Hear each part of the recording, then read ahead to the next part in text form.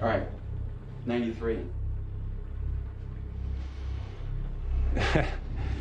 How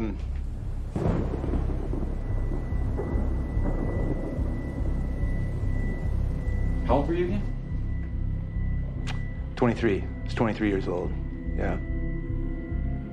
And I was visiting a good buddy working on a cannabis farm up in Northern California.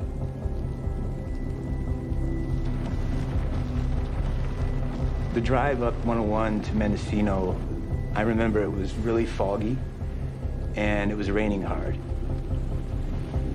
And it would continue to rain almost nonstop for my entire time in Mendocino. Like just constant, hard driving, cold rain. As soon as you cross the line into Mendocino County out of wine country, the trees are just huge.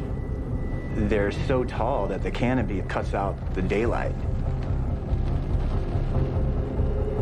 I got to the town of Branscombe, and my friend came and met me in a jacked up 4x4 truck.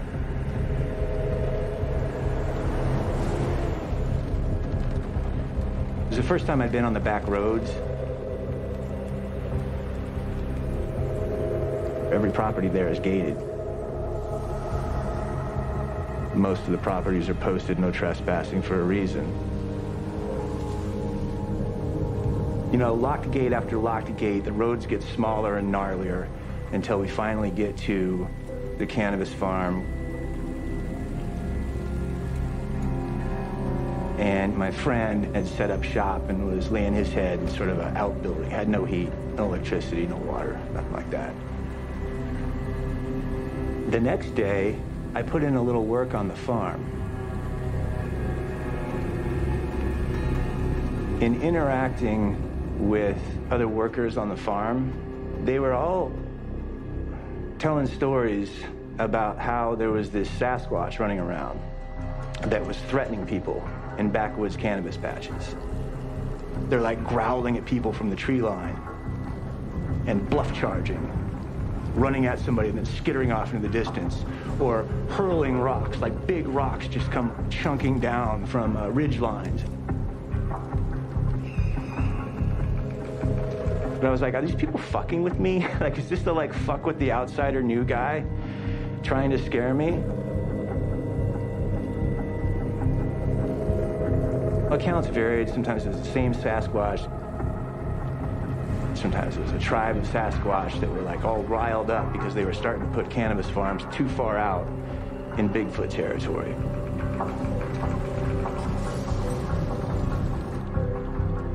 And that's when things got even a little weirder. Second night I'm there, the guy that owns the place, he's rolling joints. He got a phone call. The conversation's a little tense. I mean, I remember him saying, you guys on a run? You got everything sorted? You know, he's like, okay. And he's like, all right, but keep him mellow. You got to keep him mellow. About 15, 20 minutes later, see headlights of a truck outside. These two guys come in, they're soaked, they're muddy, and one of them was talking a mile a minute. His eyes are like the eyes of a panicked horse, you know, they're rolling around. I was sketched out enough by this guy's presence that I was just kind of trying to become one with the couch. The owner of the farm is trying to calm him down, just be cool, be cool, be cool. And his voice got up and he said, no, it wasn't a fucking ripoff. All the weed's still there. It's ripped up, it's all over the place, but all the weed's still there. This wasn't a rip. The guy that owned the farm said, you sure they're dead? He's like, are you fucking not listening to me? Yes, I'm sure they're dead. They're mangled. And then the other guy was with him was like, yeah, man, they're mangled. And the guy was repeating over and over, it's like, we have to warn everybody, we have to warn everybody. He believed he had just seen 3 bodies, dead, mangled, torn to pieces. He started to say something loud and was shushed. And then he said, I'm telling you, man, a Bigfoot killed those guys.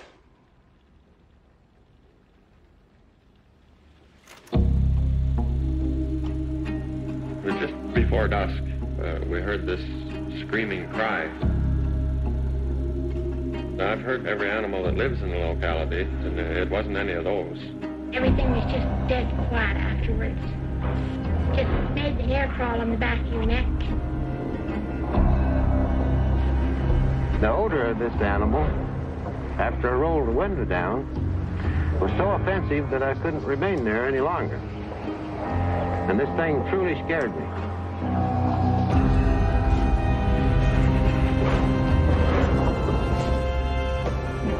This is the sign that the creature struck, leaving these indentations or scratch marks.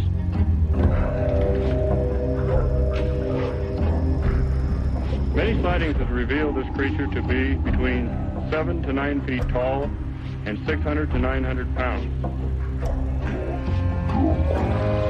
He had the most knowing look on his face. His eyes. I remember the eyes, I think, more than anything else. The way it went up the mountain, the way everybody describes Bigfoot, that's the only thing I could think it was, because bear just don't do things like that. I'd look at that mountain and I knew I didn't want to be around it. I knew something was there, or something was watching me all the time.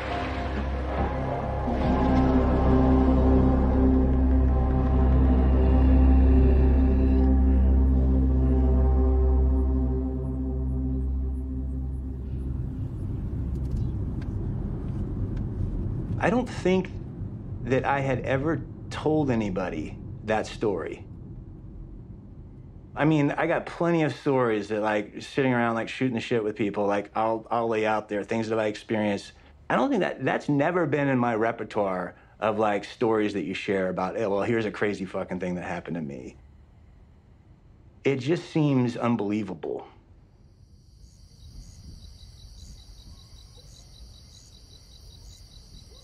I wasn't even sure at first if I was completely misremembering this. So, square one, looked at missing persons reports.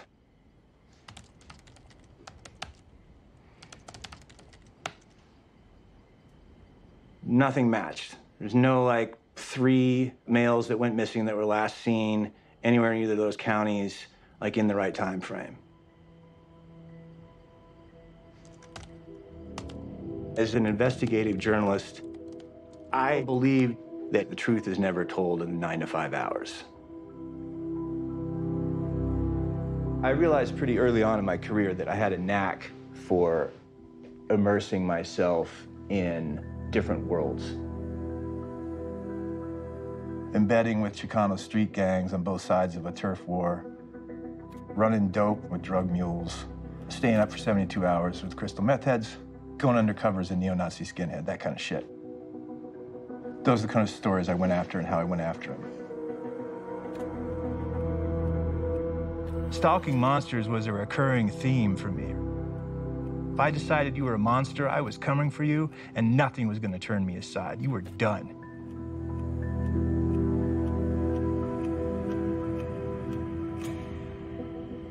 I've borne witness to a lot of crazy fucking stories. But the one about a Sasquatch wasting 3 dudes in dope country is bar none the craziest, all right? And for a quarter century, and then some, I've just been carrying it with me, keeping it close. It's not in my nature to just set it down and walk away and forget about it. Because, sure, maybe it's just a ghost story. Maybe there's nothing to it. Or maybe somebody got away with murder. And maybe I can find out who and how and why.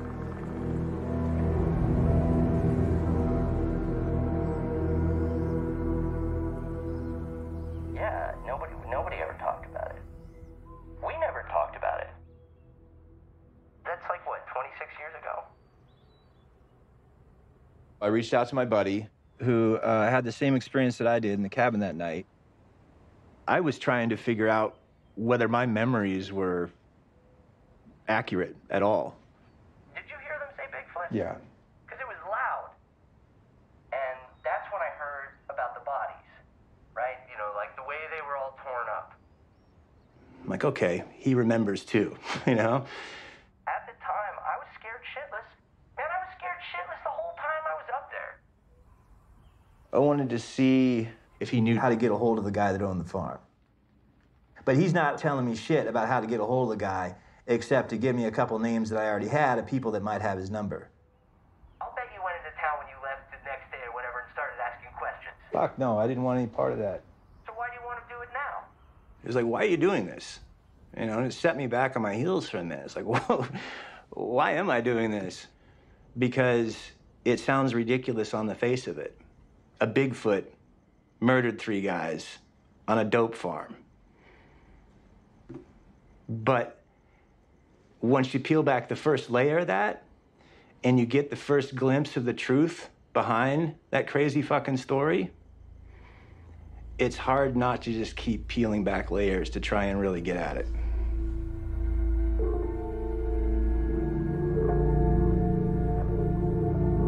The region's called the Emerald Triangle because there's 3 counties, Trinity, Humboldt, and Mendocino County. All 3 counties are famous worldwide for producing very high-grade, bright green cannabis plants.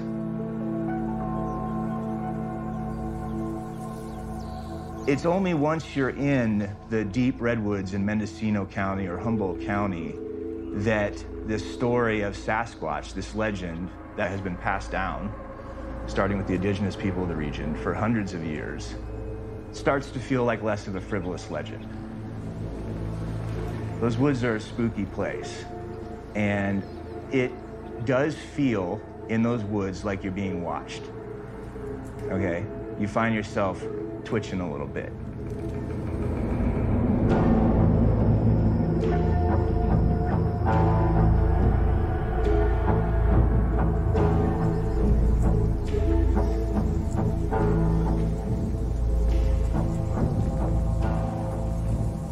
There's a dark history to this place.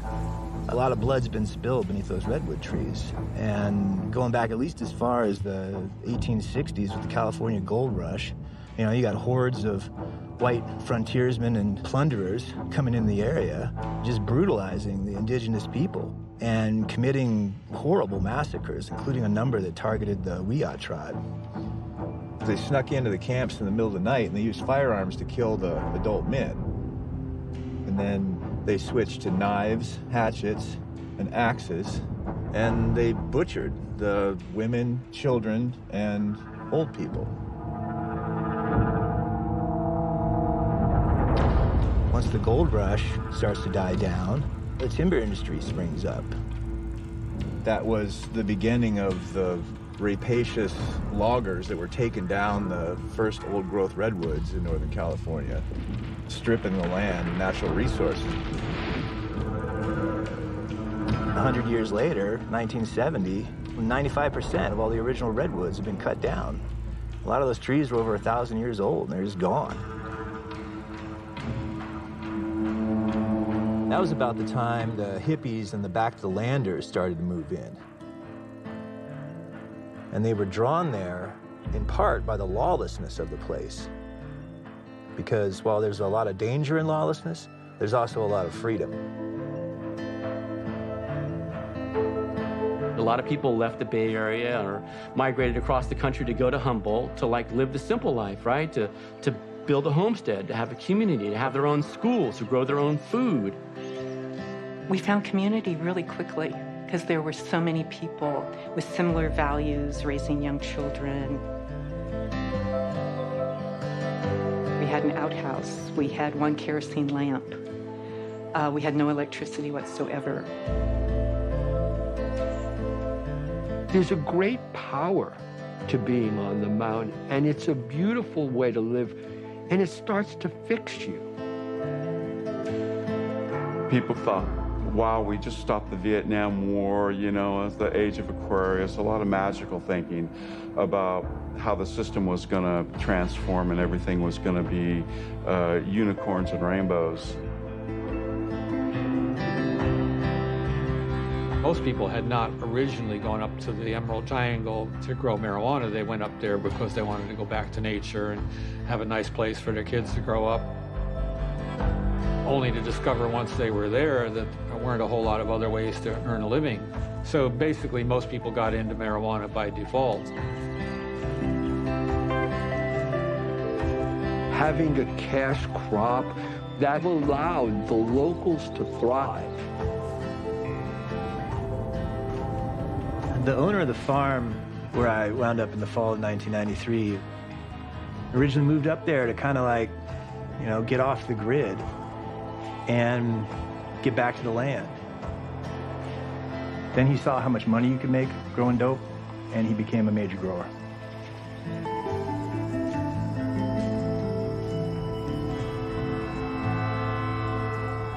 I'm gonna take a bud of green shine, my creation. Big, nice, chunky, old-time bud. Northern Mendocino County probably has the best climate for growing cannabis, by far. Nice little joint. Everything out there, the flowers are more intense. The wild-crafted herbs are more intense. It has the tastiest tomatoes. And by extension, the cannabis that people have grown out there is just the best in the world.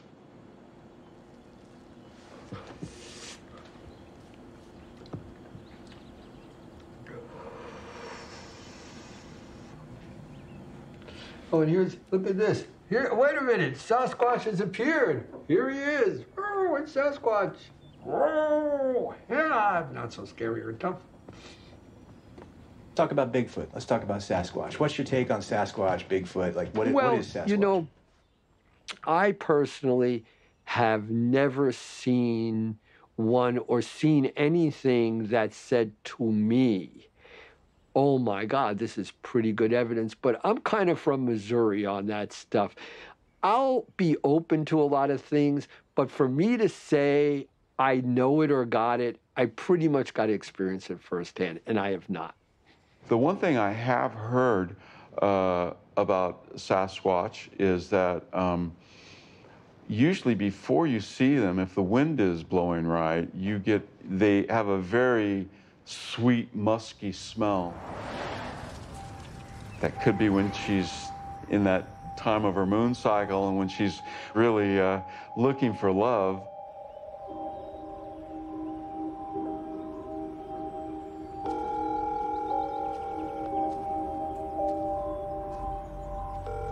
Hello? Hey, this is David Holthouse. So start contacting everybody that I can find that was a part of the cannabis industry in the Emerald Triangle in the early 1990s. I heard a pretty crazy story that a Sasquatch had killed 3 guys on a weed farm. Does that sound like a story you heard before? Not at all. Okay. No, I wish I had. Anything like that ringing any kind of bell? No. Sasquatch, murder, dope farm, anything like that? Yeah, no. Oh, boy. That's the funniest thing I've ever heard. So, no, but, you know, I'm very much interested in the UFO subject, and you may know that the Navy has come out with statements that in the Navy has been hitting dead ends, so decided to hire a private investigator. Hey, Dave, how are you? Good, man. So I'll just sort of start from the beginning. I just graduated. The thinking was get an ex-cop who's now a PI in Mendocino County. They're going to be familiar with the dope world. They're probably going to have sources in that world now. So somebody that had a foot in both worlds. I've never heard of anything like that, but it's not to say that there weren't 3 bodies that were never found or reported to the sheriff's office. You know, I mean, I could ask other people that were, you know, working around that time. Yep. I also know lots of former growers, too. Right? She's like, yeah, let me dig around for you. Next step, try and find another angle in.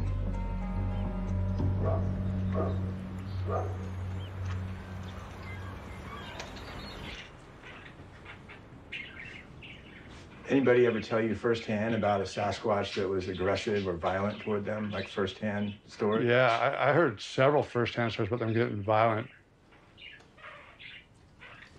There's one story about some guy out in Witchpet got pulled apart, like all 4 of his limbs and head pulled off. And that was back in the early 70s. Man, when they see you, they just see a big old slab of meat walking out there. Don't trust him. I started thinking, if anybody has heard this story, it's going to be Squatchers.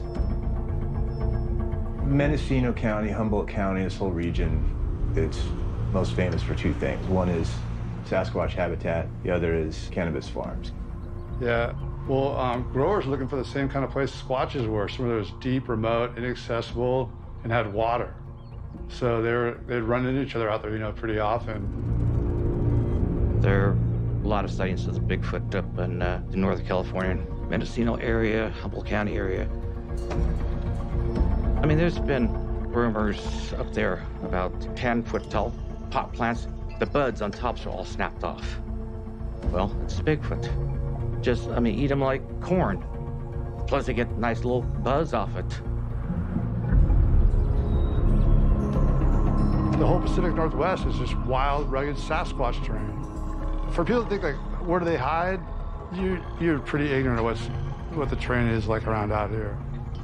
You come up here, you fly from, like, San Francisco to Anchorage, you'll see it's just nonstop mountain, forest, lakes, rivers for thousands of miles.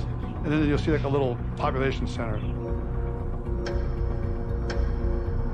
When I got to Northern California back in 1993, I mean, I knew that the lore of the place was that the Patterson-Gimlin film had been captured, you know, not far from where I was. The gold standard of Bigfoot footage is still the Patterson-Gimlin film from '67. 50 years later, it's #1 still.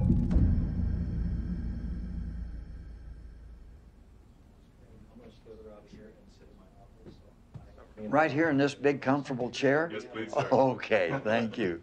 But I do want to get a couple pictures of this set. Oh, hey, that is perfect. Thank you so much. People have said there's no such thing, no such creature can exist. So we decided to see if we could find more evidence. We rode every day, miles and miles and miles, about 35, 40 miles a day, making big circles around and through the mountains. The 20th day, it was about 2 o'clock in the afternoon. The sun was still up, nice. We was riding up the creek bed. And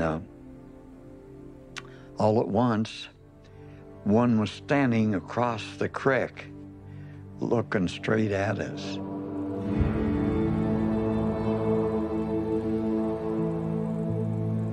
Roger got his camera out.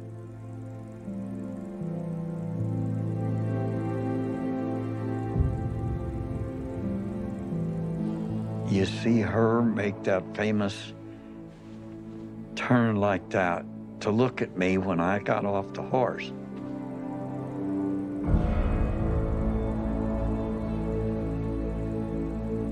When I saw her, I thought, oh my God, these things really do exist. You ever heard of a Sasquatch attacking or killing people? No, not at all. I've heard of stories of where they've protected people, but never any stories of people being killed by them. In my opinion, if we do go into the woods, go with an open mind, appreciate the forest, appreciate everything there, and maybe you might see one. George, over there. No. No, this chair. Yeah. Oh, I'm sorry. That's what you said for the chair. It was the other way. Where do we differ on what Sasquatch is? Well, you believe that Sasquatch can teleport. And No. Yes, you do. No, I Yes, do you not. You do. Do not go there. And you believe that No. he can cloak and all that other fucking bullshit. No, I do not. Yes, you goddammit. do. The We've talked only about thing, this before. And you get it wrong. No, The I only think thing I believe... he's just a being. He's a blood and guts human being kind of creature.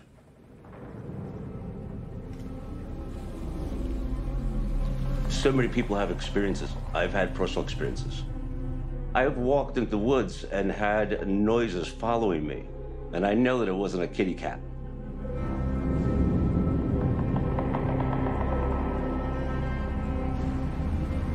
My first encounters were when I was 10, what I saw out the window at 2 o'clock in the morning.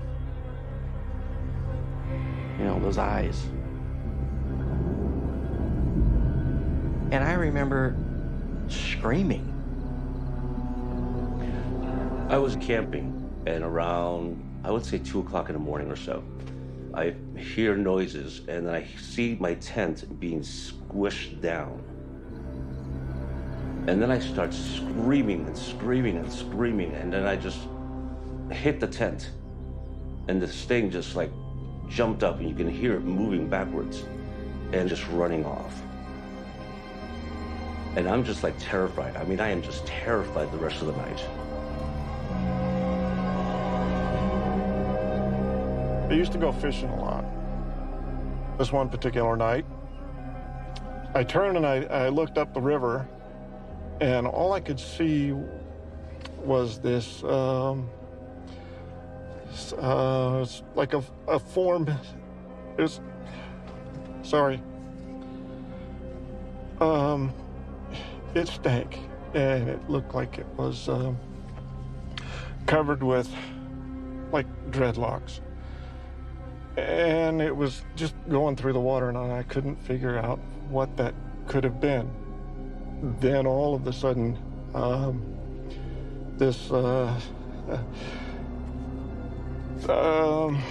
see my hair standing up in my arms now. It's this scream, like a banshee. I turned and I ran. I never went back.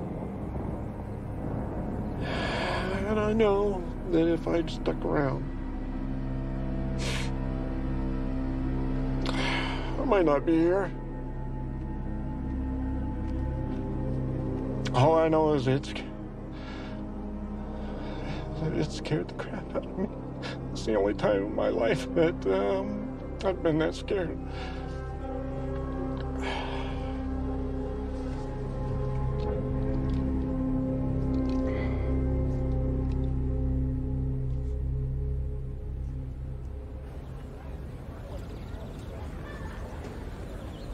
One of the first questions I'm often asked by people, including journalists, is, so you believe in Bigfoot? And I say, no, I don't believe in Bigfoot. And let that stew for just a moment until they're uncomfortable, and then explain. When I'm asked that question, usually from a skeptical point of view, it usually connotes a position of faith. Have I accepted something in the absence of evidence? And no, I'm convinced that Sasquatch exists. It's the evidence that convinces me. The most compelling evidence for the existence of Sasquatch, from my point of expertise, is the footprint evidence. I've spent a lot of time assembling a very large sample of footprints from all over North America. When we consider the odds that all these tracks are simply spurious hoaxes, it becomes incredible. How is it that these hoaxers have incorporated things that have only come to light and been understood in the realm of science and anthropology in the past, few decades? If I were to estimate the number of Sasquatch here in Idaho, I would come up with a figure that, even if I was liberal, about maybe 300. We're talking about 100-fold more black bear than Sasquatch. How many carcasses of black bear do you stumble on when you're out on a hike? Black bear are notoriously rare and elusive. They're called the shadow of the forest. Hearing that a Bigfoot killed someone, it seemed pretty believable, I'm sure there's people that disappear that it's because of a Squatch. My one buddy down in southern Humboldt, he had the thing throw like a big chunk of log out and just overhead, just whoosh. Mostly though, it's just a lot of growling and bluff charging. I mean, I've been bluff charged plenty of times. Not plenty, but several. And it's effective if it wants you to leave. As with any large and potentially dangerous animal, you need to show the proper sensibility and precautions. I never go out in the field without pepper spray or a sidearm for personal security. I mean, after all, we're talking about a 800 to a 1,200 pound primate. They could lift 50-gallon barrels of oil and throw it like it's a toy. So they're so strong, they could tear a body apart? Oh, easily.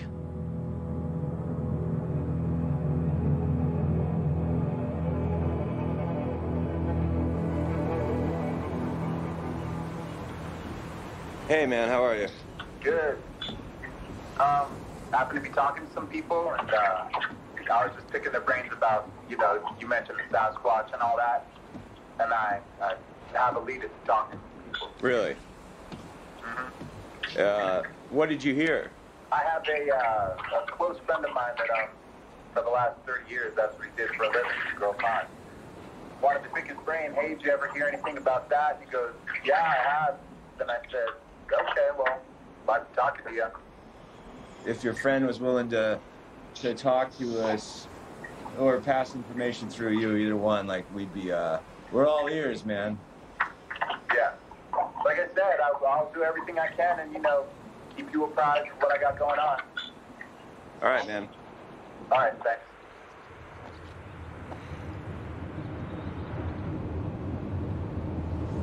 Yeah, I didn't, get anywhere today, but one thing that I did notice today that I've noticed before, just in, knocking around up here, talking to people that are, anybody associated with, the cannabis sort of cultivation scene up here, then or now, is that there's a current of belief in supernatural forces that runs deeper up here than I think in most places.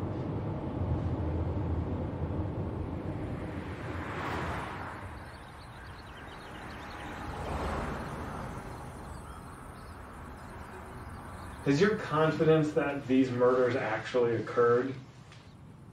I keep coming back to what I know, okay?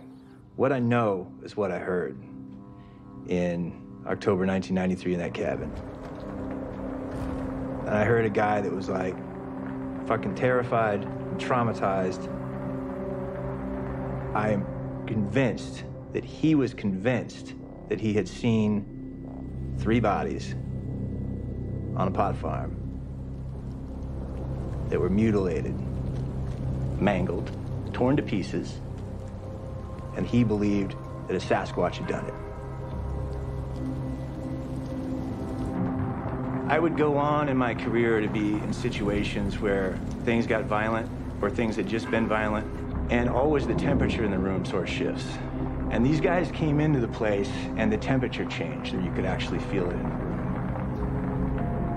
So it was obvious that they were coming directly from having seen this scene of the murder. And I know that there were all these stories about aggressive Sasquatches at the time because I heard them. That's what I know. But I haven't found anybody else who's heard the story about 3 dudes getting killed on a dope farm in 1993. I mean, fuck. This is all grabbing at smoke right now still, It's still all just grabbing at smoke.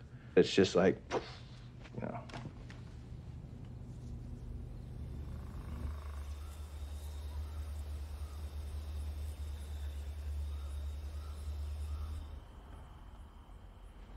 friend of mine in LA put me on to a dope dealer in Oakland.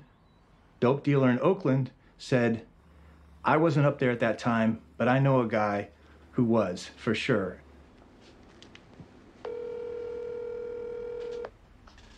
Hello? Hey, is this Razor? Yeah. Hey, Razor, my name's David Holthouse. I think a mutual acquaintance of ours said I'd be giving you a call about a project that I got going. Yes, yeah.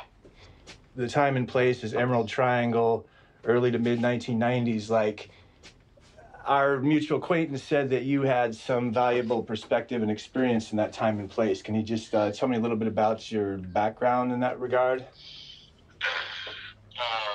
Yeah, I was growing a lot of cannabis out there back in those days. In Mendo and Humboldt? Yeah. Well, listen, man, let me sort of lay this this story out for you, okay? I heard 3 individuals were murdered on a weed farm somewhere in northern Mendocino County. I don't know where. And that the murders purportedly were carried out by a Sasquatch. Okay? Yeah? Does that ring any sort of bell for you? Yeah, that definitely sounds like an incident that I remember 93 specifically. I just remember a story that there was farm workers, possibly Mexican nationals, and the Sasquatch got them, and their camp was found with, the bodies torn apart everywhere. Without missing a beat, he goes, 3 Mexican dudes in Mendo, fall of 93. Boom. No. Okay, tell me more. That story stood out because at least 4 different times I heard some reference to it. I do recall a story kind of centered around the Spy Rock area. He says, oh yeah, I remember hearing that story in bars a lot. These 3 Mexican guys had gotten killed by a Bigfoot at a farm on Spy Rock Road. He said on Spy Rock Road. So, that's a lead. What's the Spy Rock area? Spy Rock is near the Mendocino-Humboldt border. Pretty rugged terrain, kind of prime area to go into and find a spot and grow a crop.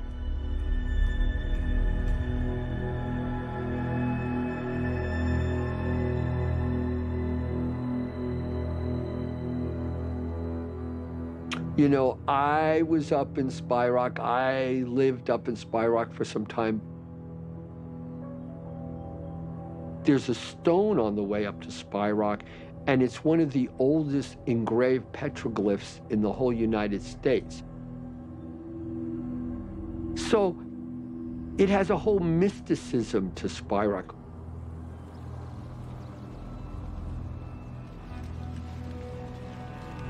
It is inland enough and raises high enough above the cloud line and the fog line that if you get up the mountain a certain height, you don't deal with rot in the plants. In Sonoma County, everything rots. The plants on Spy Rock are far bigger than any plants in Sonoma or Mendocino County.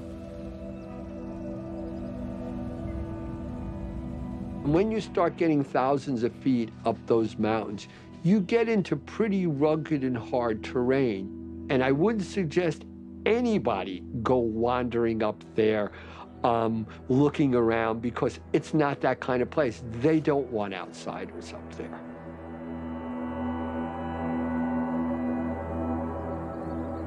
How far away was the cabin you were in from Spy Rock Road? See, Branscombe to Spy Rock Road, somewhere in the neighborhood of an hour, I would guess. Let me check it, okay? No, I just want to know.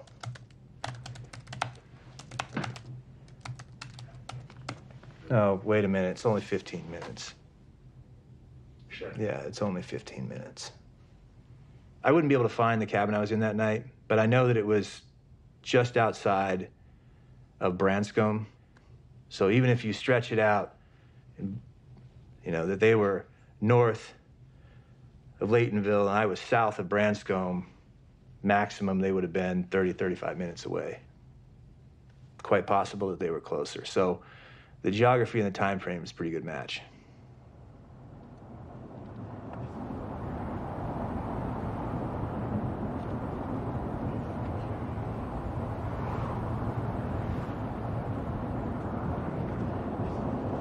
going to meet a guy named Razor in the high desert outside Joshua Tree, and I don't know Razor's real name, but I've asked around about him, and what I've heard is that he's a guy that was raised by the Hells Angels in San Bernardino in the 60s when he was a kid.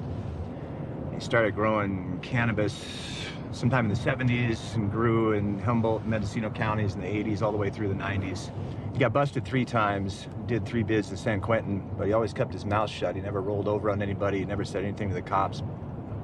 And that's earned him a lot of respect and credibility among other cannabis growers in Northern California. So, and I've got plenty of people on the phone, but whenever I'd work my way around to, well, hey, I'm looking into a triple homicide from the early 90s, I was always careful not to give anybody the date because I didn't want him to just feed information back to me and take me for a ride. But when I finally got Razor on the phone and I laid that line on him, he immediately said, yeah, 3 Mexican guys on a backwoods patch in Mendo County, fall of 1993. So he nailed the date. So I think that he knows something. I think that he's at least heard the story or version of the story. You've arrived at your destination. I have?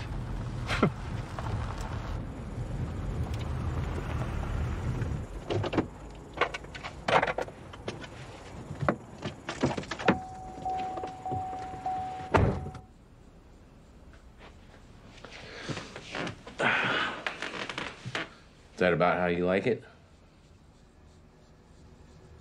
So the 1993 season, you heard a crazy fucking Bigfoot story. Tell me that story. You know, I'll say this, that time period was like, there was a lot going on. Every time I stopped for a second to take a breath and socialize for a minute with some people, I would hear stories, but this one story stood out just because I had never heard anyone like say it, you know, with such conviction. It was like a serious call to arms. This is the biggest threat we're gonna be facing towards the end of this season. So we're gonna get attacked by Sasquatches, as if the stuff we were up against already wasn't enough.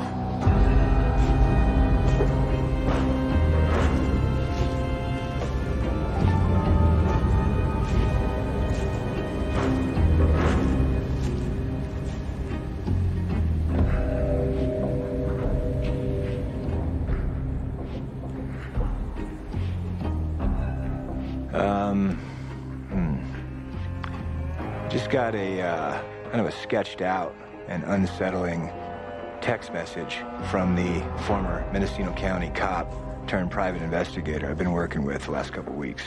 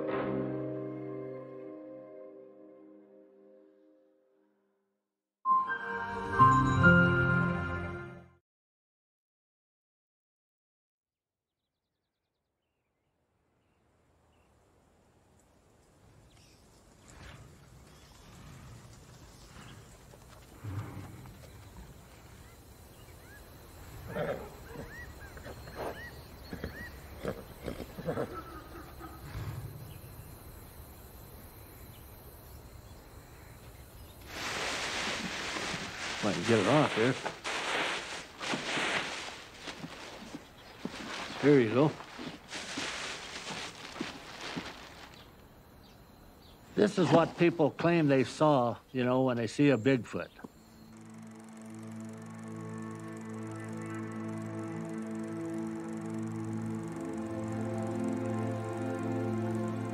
Gimlin and Roger asked me if I'd wear the suit, you know, and promised me give me $1,000, you know, for 10 minutes work. What the heck? That's kind of how we got, you know, mixed up in the Bigfoot thing. But he said, you can't tell anybody anything.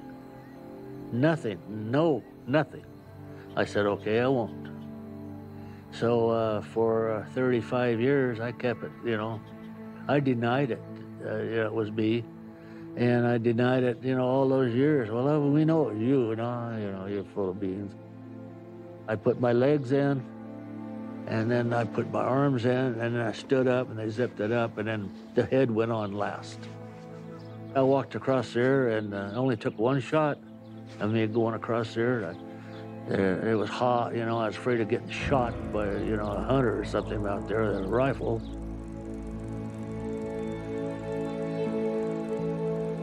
For people to say, well, it had to be somebody in a suit and stuff, I said, that just, I could tell if there was somebody in a suit. There was no such thing.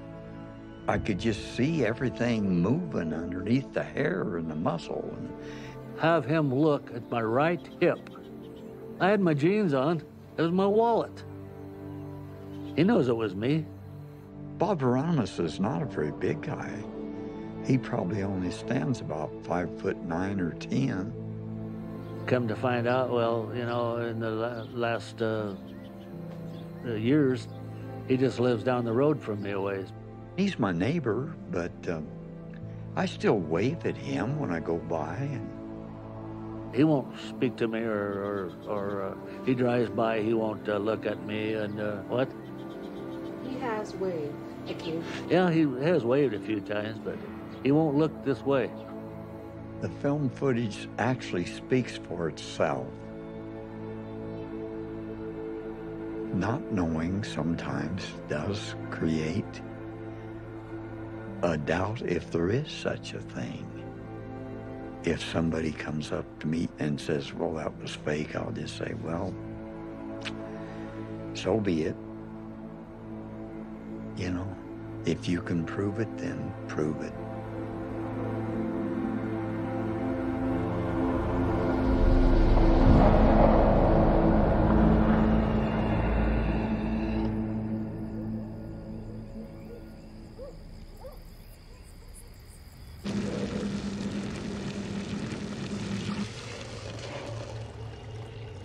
I'd been chasing this crazy fucking story I heard in the fall of 1993 about a Sasquatch tearing 3 guys apart on a cannabis farm in Mendocino County. And after weeks of trying, finally got a hit on somebody that had heard the story.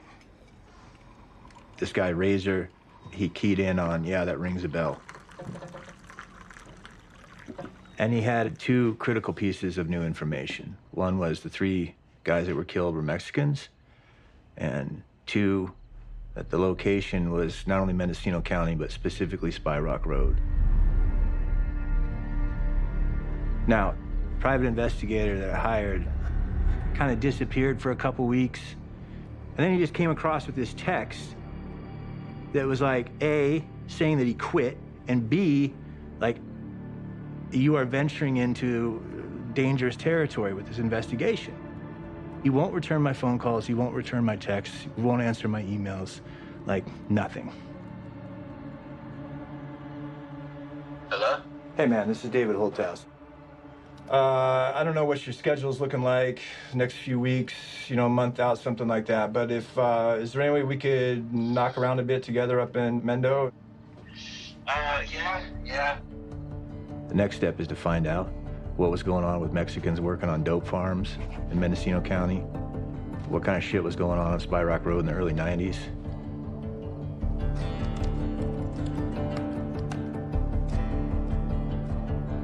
You look at local news coverage going back decades, you know, stabbing on Spy Rock, shooting on Spy Rock, murder on Spy Rock, Spy Rock, Spy Rock, Spy Rock.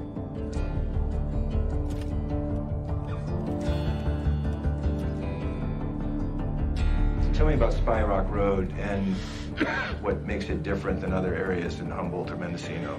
Well, I mean, back then especially, you're pretty cut off, you know? So you go up there and make a commitment to grow, you're not gonna be coming down every couple of days to get some. You go up the mountain a little ways, and it's the Hells Angels control that part of the mountain. So it's a rough and tumble mountain. It's a mountain where there's always been rumors that why everyone else was getting robbed and home invasions didn't go on up there because it was protected in a way by the locals. It was one of those areas where there was a potential for a heightened amount of violence. It wasn't the first time I heard someone got killed up there.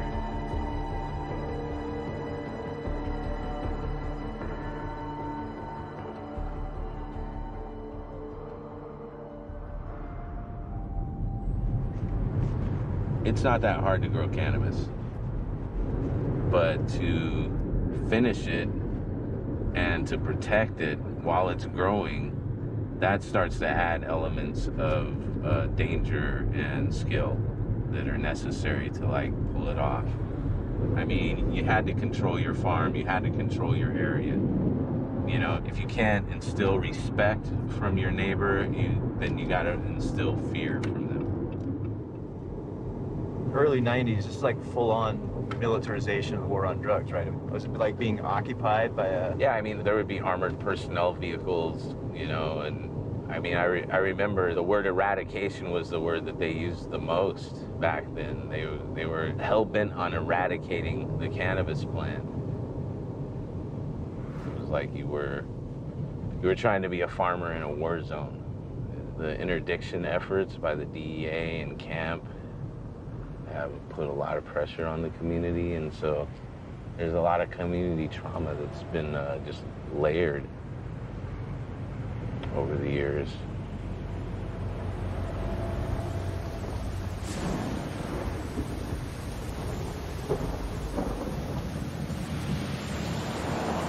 Before I got to the Emerald Triangle in 1993, I had this vision of it being this sort of dope-growing, peaceful utopia. I didn't know the reality of the place, which was that they were all carrying guns. All these back-to-the-land hippies, these guys are all armed.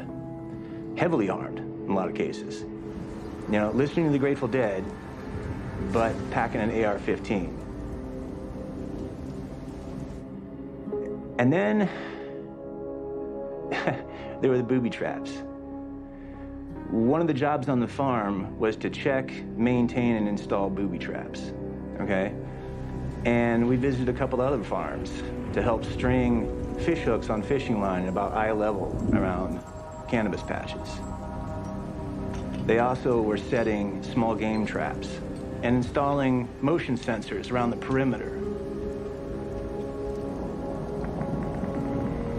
This was the era of camp and Operation Green Sweep.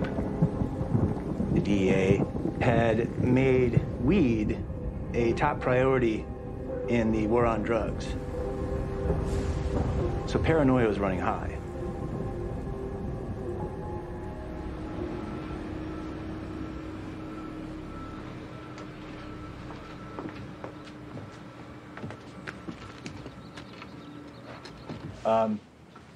For those who don't know, what was CAMP? CAMP stood for the Campaign Against Marijuana Planting. And it was a multi-agency task force that was developed in 1982 to eradicate marijuana in California.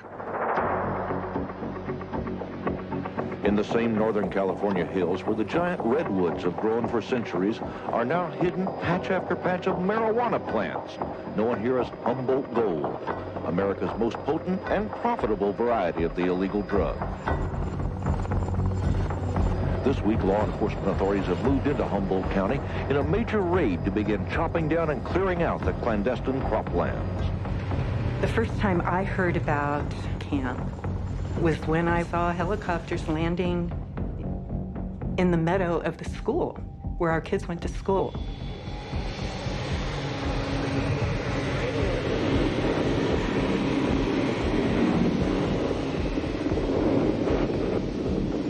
was my first experience hearing that womp, womp, womp, womp, womp, which is terrifying. They shake the whole hillside.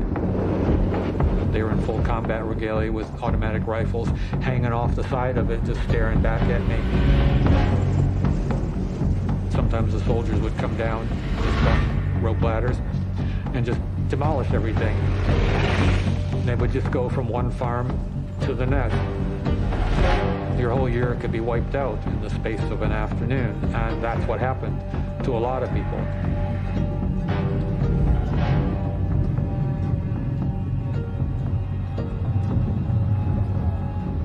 Welcome to the Emerald Triangle. The war on drugs disturbs me. It seems wrong to me that the government can go to war against its own citizens. One drug agent said using the military to go after gardens planted by a bunch of aging hippies is like using a howitzer to kill a gnat.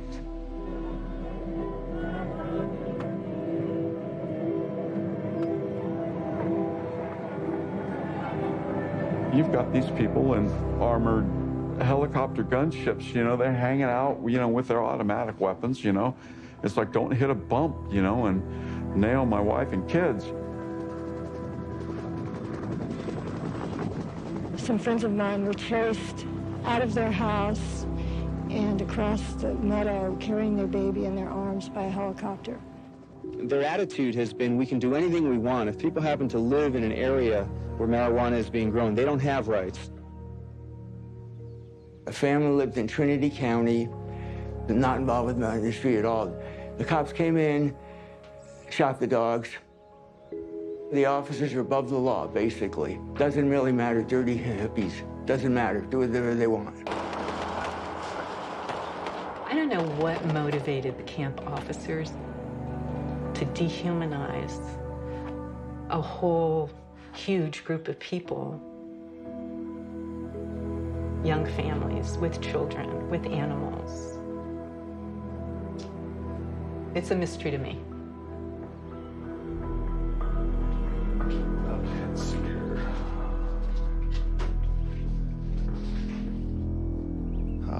When they work in operation, we would have patches made. If you plant it, we will come. From the movie, with Kevin Costner, well, this is the patch we used for 1 year. Camp was outstanding. Had a lot of fun working for camp. Something new every day. Something new every day. We had no clue what we were getting into, but for the most part, yes, it was fun. Dangerous, rewarding, and exciting. Real exciting. They go up there and they be cowboys, man. Yoo-hoo! Flying their helicopters like they're in Apocalypse Now and come down and cut it down and like decimate the devil weed and put the farmers out of business and then smoke their pot.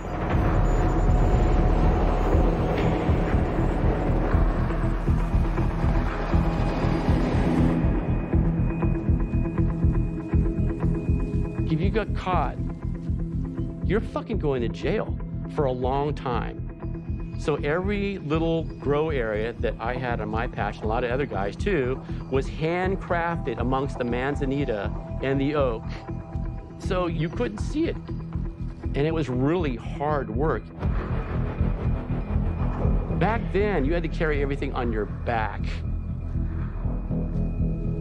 You work all year long, and they just swoop in and they take all your labor, on all your effort and all your investment, and you're fucked.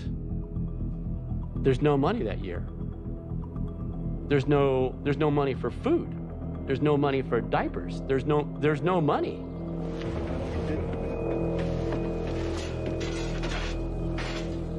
After camp occurred, prices of marijuana skyrocketed because it had been so eradicated. So families became very protective of who visited their homesteads. At one point, there was a security store that opened in town. As marijuana became more and more valuable, monetarily, there was the risk of someone stealing your crop. I carry a gun when I go up there because there's been a lot of rip-offs around. I was ripped off last year up there, and we have to have security set up all over the garden and somebody just constantly watching it. A real cultural sea change happened in the wake of camp. It shattered the community, in that almost all of my initial community left. Having that additional constant stress, that threat of, am I going to be busted? Am I going to be ripped off? Is somebody going to lie to me? Is someone going to set me up? And some people decide they don't want to live that way any longer. And the smart ones took the proceeds and left the game behind. But some people just got caught up in it and didn't know when to get out. You know, money changes people. Ownership, it changes everything, because once you own something, now you have to protect it. So these hippies some of them turned in a sense, because now they had ownership and they had something to lose and they had to protect it. It's safe to say the more remote you are in Humboldt or Mendocino County, the more lawless it is? Well, yeah, I mean, even though the height of the war on drugs has been diminished, most of the cannabis grown up here still is going to go toward the black market. That's changing, you know. That's why I shifted to participate in the regulated market, but the unregulated market is still bigger.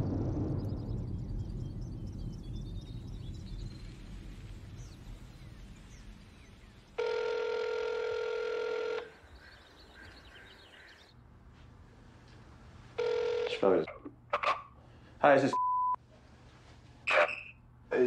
Could I come see you this afternoon or this evening in Laytonville? I could be there in about an hour. I'm close to Ukiah right now. Okay. Which parking lot? Which parking lot? Boomers parking lot. Boomers? Okay, all right. Boomers is a bar. Gotcha. That was the piece of information that was confusing me. Okay, parking lot of Boomers at 5 o'clock. Right. Well, that's classic doper, right? Need a fucking parking lot in a car. I've met probably a dozen or more old-time cannabis growers from the Emerald Triangle who are still active in the area, that are willing to sit down and talk to me, but there's no fucking way they're ever going to go on camera. Not super psyched on this arrangement, but I think that it's worth undertaking the risk. So, yeah, we'll go see what's up. Yeah. My whole career as a journalist has been built upon the fact that, for reasons that I don't care to examine too closely, criminals feel very comfortable with my presence, and I feel very comfortable around criminals. I read to them as crooked as they are. It's always been the case since I was very young. A lot of the stories that I reported and wrote, I was chasing monsters in the sense that I was, pursuing my own demons that lived in my head. I mean, the most famous story that I ever reported and wrote was called Stalking the Boogeyman, which was about destroying a real monster that had done something monstrous to me. Well, this is no secret. I mean, I've been very public with the fact that I was sexually assaulted when I was 7 years old. I didn't have any sort of concept of sex or rape or anything like that. I just knew that it hurt like hell. What was he saying? I don't remember him saying anything. Were you saying anything? I don't think so. I think I was just crying.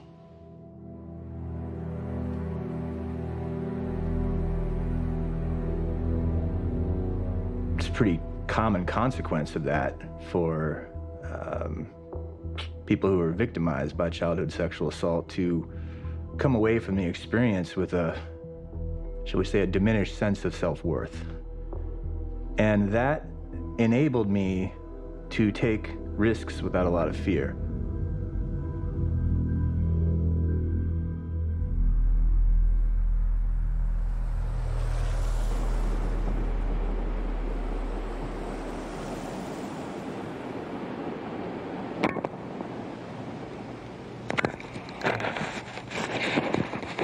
On. Just leave it, quit fucking with it. Rolling around with just with a digital recorder going and with a hidden camera, you get a much more authentic representation. Hey. Hello. Good, all right, you're right. You good? Yeah? Okay. How are you then? Good. So you're a reporter? Yeah, reporter, and I produce a documentary. So you're looking for stories, huh? Man, I don't get those stories of real. Yeah? Yeah. What kind of stories? So tell me any story you're looking for.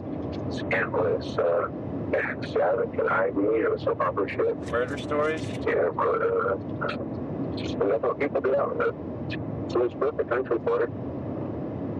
How many bodies do you think we're passing right now? I mean, probably quite a few. So,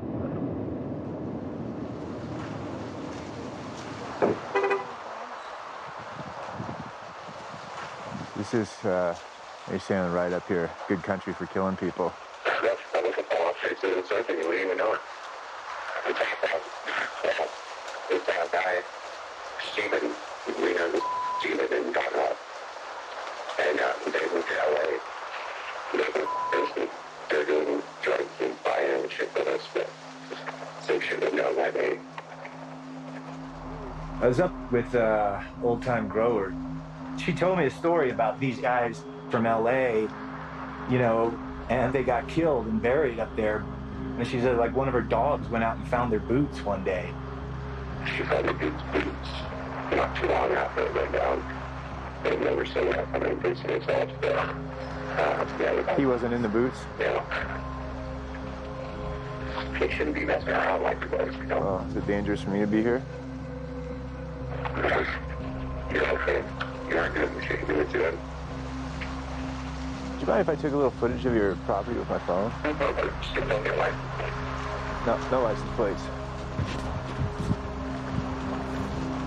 Holy fucking shit.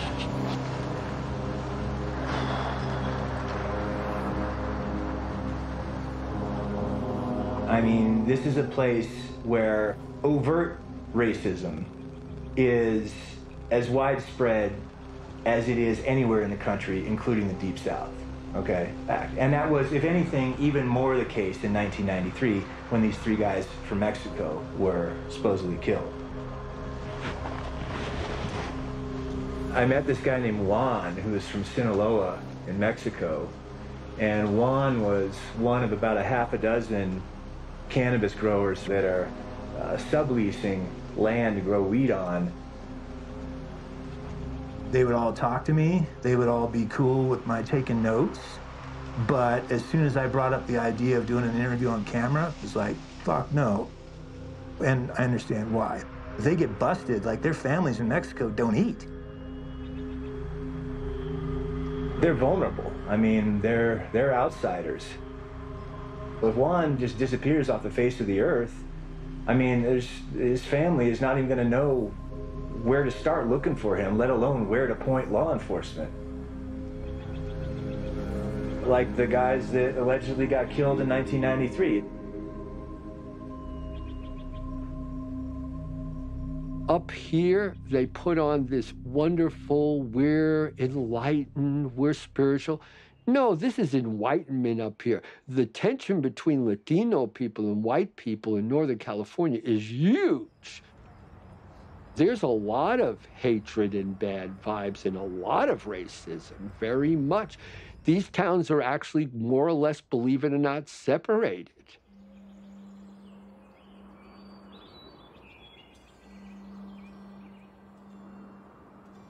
Starting in the 80s, the farmers in the Emerald Triangle hired Mexican laborers, the same as fruit growers in the Central Valley in California. You know, these immigrants came into this environment highly motivated to like try to carve something out to make some money to send it back to their family at home, right? To make ends meet. These are hardworking brothers and sisters, man. I mean, I've had the experience of working on an organic farm, and I worked with 3 guys, 2 of them from Guatemala and 1 of them from El Salvador. And they worked me under the table, dude, and they were 20 years older than I was at the time, man. These guys were tough.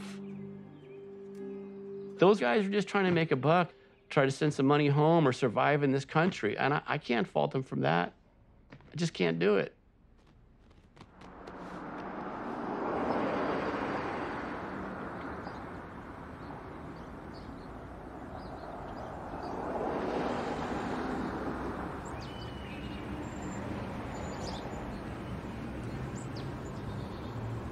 Nací en Oaxaca. Yo vine de México a los 4 años. Cuando inmigran los oaxaqueños para Estados Unidos, ellos quieren ver cómo se gana el dinero. En México no se gana tanto. Es poco. Muchos emigrantes mexicanos, uno quiere aprender sobre la marihuana o cómo se siente sembrar, sacar dinero. Pero es algo grave. Te estás arriesgando tu vida. Porque uno no sabe si son buenas personas con quien están trabajando.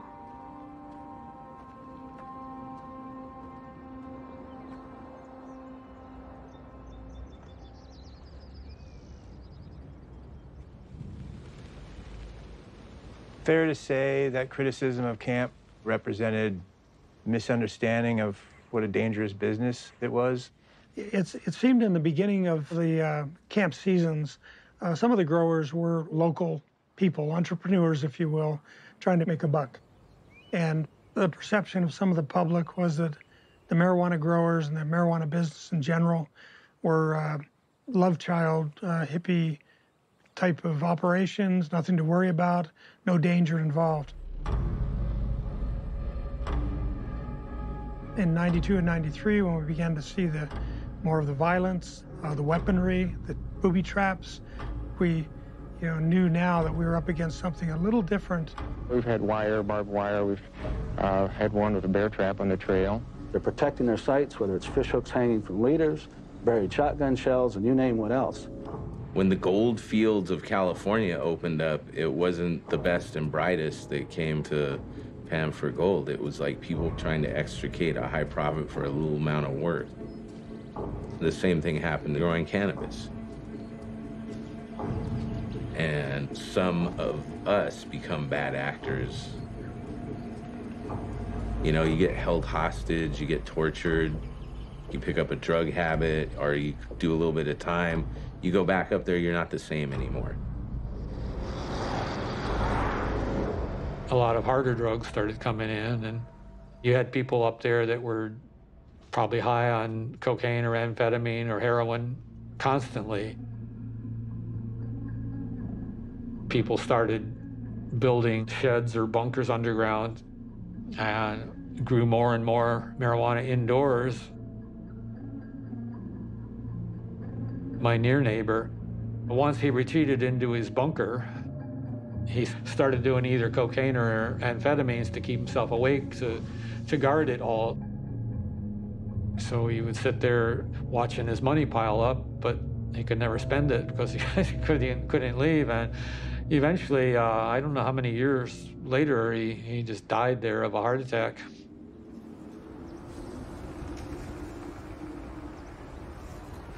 You know, the guys in the backwoods, they get isolated, right? And you get kind of desocialized. You become like an undomesticated animal. And you come into town and it's loud and it's bright and there are rules. And I have friends that literally disappeared into the woods that just became feral.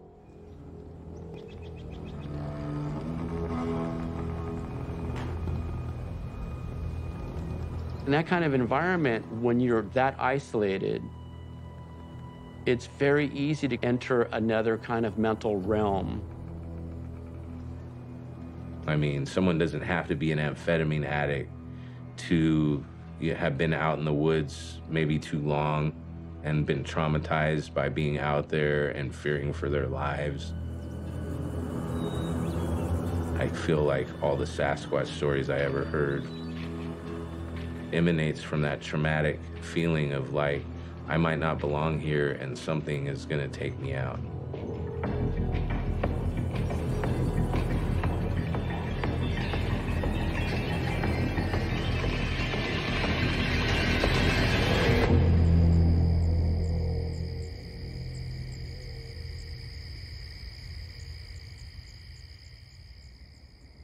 Fall of 1993, I totally believed that those guys that came to the cabin were convinced that there was a omnipresent threat. And one of them was traumatized. It was like, no, it wasn't a fucking ripoff. All the weed's still there.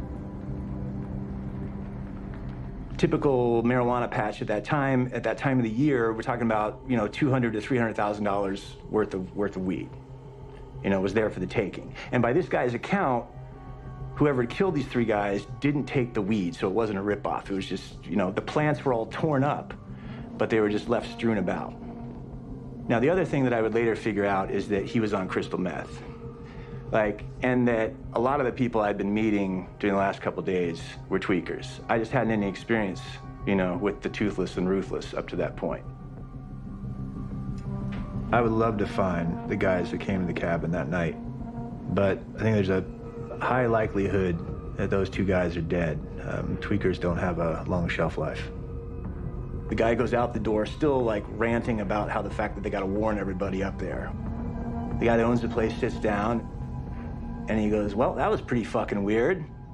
And we all just started laughing. You know, I mean, it was like a release of tension kind of laughter, but we all just busted up laughing. And then we didn't say anything more about it.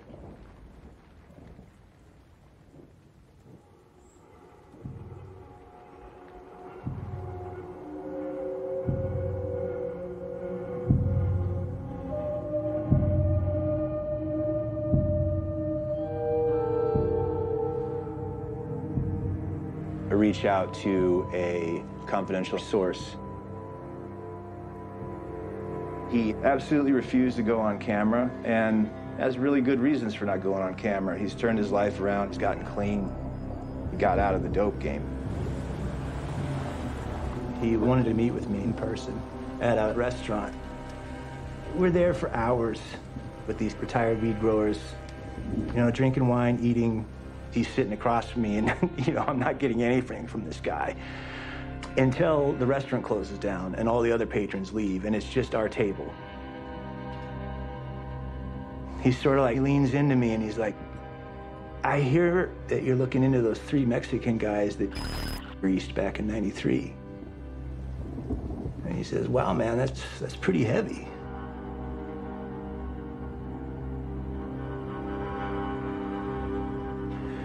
That's a poker face moment. So in the moment, on the inside, I'm like, fuck. On the outside, I'm like, yeah, that's what I'm doing, okay? The way that this source came across with the name was as if it was common knowledge, at least in this social gathering. And he tells me that worked on a farm that was owned by the Hells Angels. And now that jibed with other information that I've been told about what was going on in Spy Rock in the 1990s is that the Hells Angels had set up shop around Spy Rock Road. So again, it's another one of those pieces of information that kind of rises to the top, that fits. Hey man, let me ask you something. I mean, regarding, do you think he poses any sort of threat to my personal safety? Yes, and honestly, I know people that he has sent the Hells Angels on. These boys don't play games, yeah? They don't shoot. I mean, look, with these kinds of investigations, I'm still alive because I do a constant risk analysis, okay? And my risk analysis in regards to this individual is don't put his name out in the public. It's not worth the risk. So as far as I'm concerned, he's an alleged killer only, an alleged killer he will remain. You don't know. Just in case we meet him, who's... Oh, yeah, I don't want to... Okay. Yeah. Okay. Yeah, I want to avoid talking about that guy. Avoid talking about... Yeah. Okay. He's got long hair, and he wears a leather jacket with patches, a couple affiliation patches on it. He's got a big pickup truck. Looks like any one of a number of other deadheads. I don't know. He's a hyper guy. He's a high-strung guy. He's a curious character. He was a good neighbor, and he was very, very nice.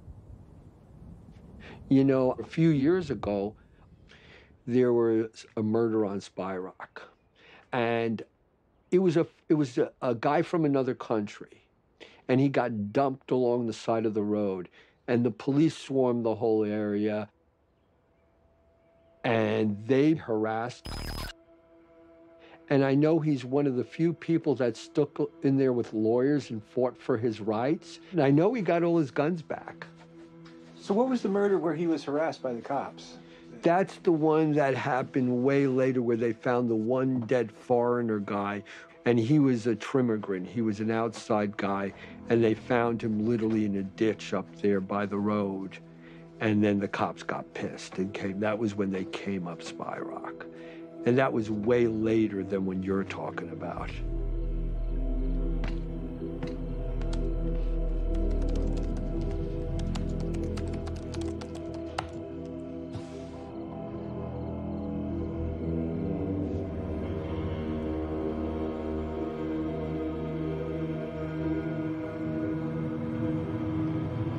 Esto pasó en el 2013. Era un cerro donde lo encontraron.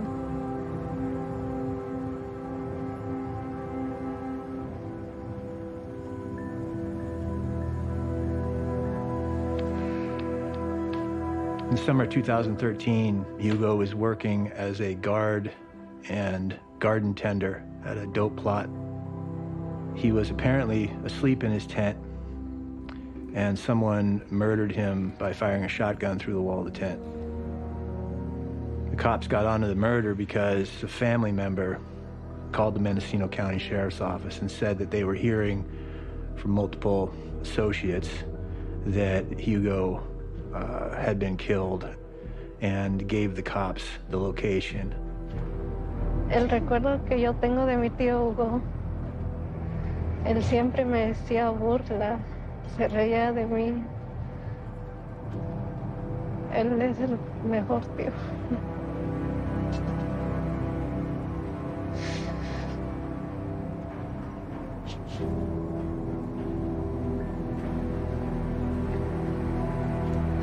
Quisiera ahorita abrazar.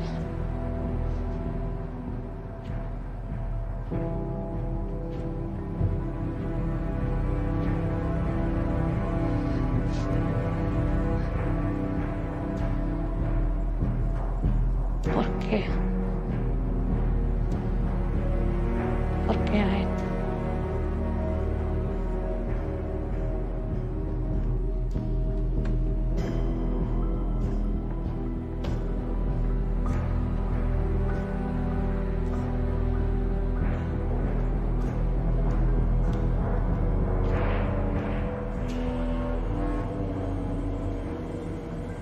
But we really want to meet.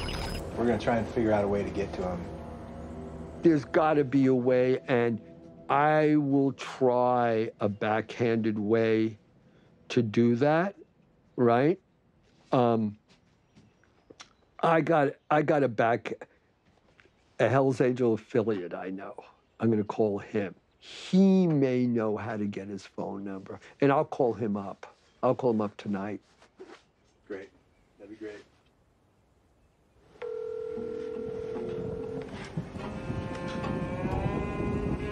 Yeah, the thing.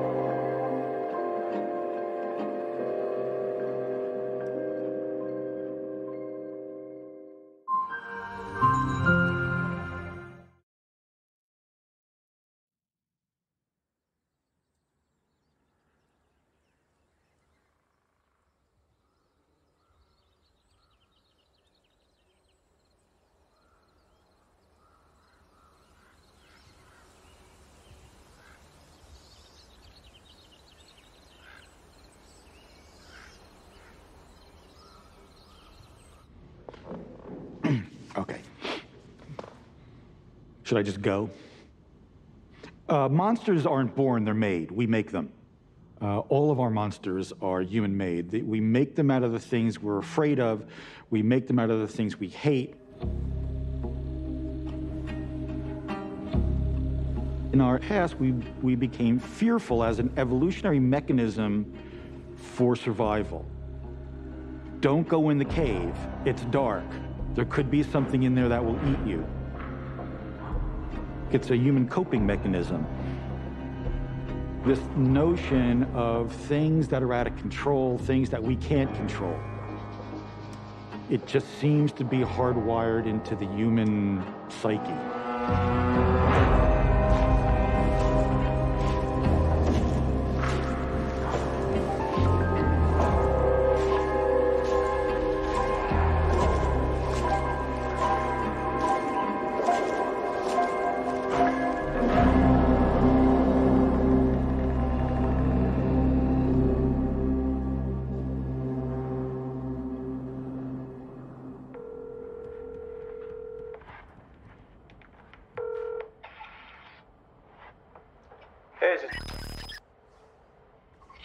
Yeah, that's me. Did kind of tell you why I was calling? Well, he said you're making a documentary. You want to talk about Spy Rock or something? He mentioned that, that you'd be a good guy to talk to about kind of Spy Rock and Mendo and the scene. And... Yeah, I don't think it's a good idea for me to go on camera or be in some kind of a movie. A confidential source told me that in 1993, the word on the mountain was that had a hand in the murders of 3 farm workers from Mexico at a dope patch off Spy Rock Road.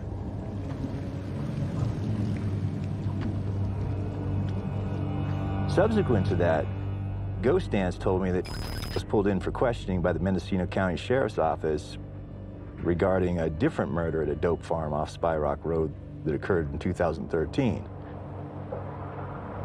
How long have it, are you still based in Mendo now? Yeah, I've been for quite a while.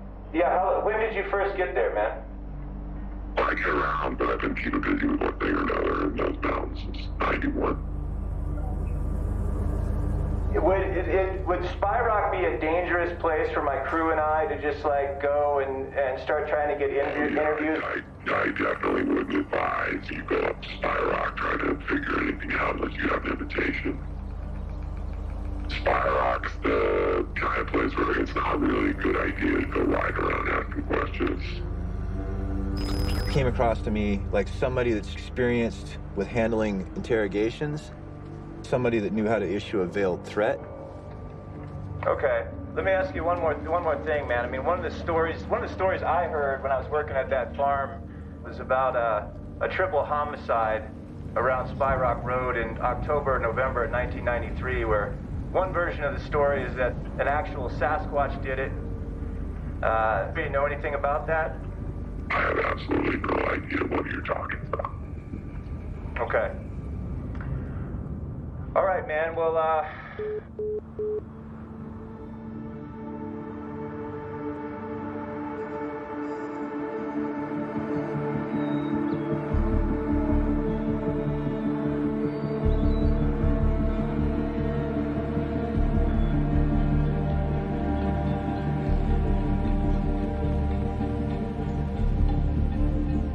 just got out of a meeting with a source on Spy Rock, and I mean, dealing with all these dopers up here, it's such a nest of vipers. It's hard to know what to believe or how to gauge the truth. You know, one quality I'm looking for is consistency of information. There's certain things that keep coming up. 3 guys from Mexico, Hell's Angels, from sources in different towns, from different generations. These common threads keep coming up. Now, twice in the last 72 hours, from 2 different individuals, I've heard that yes, 3 men were murdered on Spy Rock in the fall of 1993. And they were murdered on orders from a powerful grower up here on Spy Rock.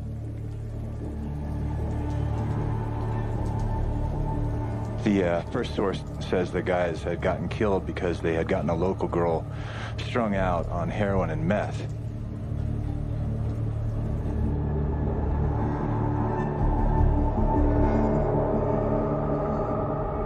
The source today just said, you know, quote, you know, they fucked with the wrong guy's daughter and it got him killed. So that's just another angle to explore and keep an eye and ear out for it.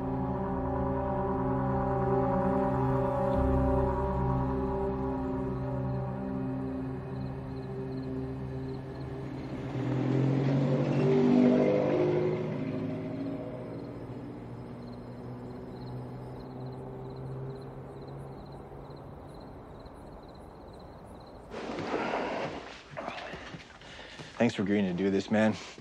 I appreciate it. So I met with this Mendocino County investigator who's only willing to talk to us if his identity is protected because he's got a contract out on his life because he killed a cartel operative in a shootout. I asked you when we met, I want to make sure about a guy named... Yeah, I didn't know him. Okay. That's the problem the first week. So many people came in. Now, there's hundreds and hundreds of people out there doing it. Spy Rock Road was probably one of the first commercial areas to grow marijuana in our county. It started out first being like a hippie area, and then it's developed more and more criminal enterprise type people. I wasn't there when these events took place, but from people I knew there, they told me the story that probably one of the first people here to run a bigger operation was a guy they called Bigfoot, who was up on Spy Rock, a legendary guy. Oh, interesting. Yeah. Had all his family riding around in off-road vehicles with, you know, had football fields of pot. He was the legendary big man on the mountain. So there was a common terminology, anything that went awry. Oh, Bigfoot did it. I'm realizing that I was involved in the triple homicide up on Spy Rock in the fall of 1993. One possibility is that he was following orders or acting on behest of somebody, or maybe just trying to curry favor with someone much higher up the food chain. By reputation, would Bigfoot have been the kind of guy that would get somebody else to do a killing for him? Once again, I don't know, but that's not at all what I got from the people there. It was totally copacetic, but it was like, don't come up here and mess with us. I was thinking back to that night in the cabin in 1993, and did I hear them say, a Bigfoot killed those guys? Or did I hear them say, Bigfoot killed those guys? because memory's tricky like that. And I don't know. Could they have said, I'm telling you, Bigfoot killed those guys? Yeah, maybe. Maybe.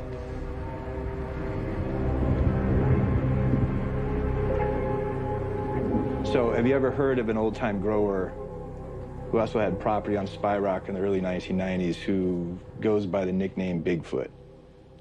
When I lay this story on this cop about an old-time grower on Spy Rock known or nicknamed as Bigfoot, without missing a beat, he's like, that sounds like Bigfoot Gary.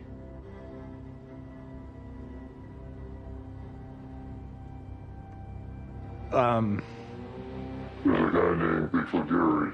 He's been growing marijuana up in that area for at least 20 plus years. 1999, we served a search warrant.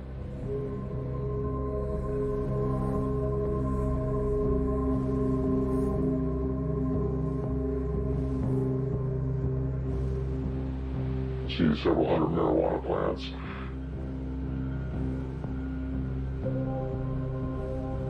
Which I later learned was only the tip of the iceberg out there. What he was growing.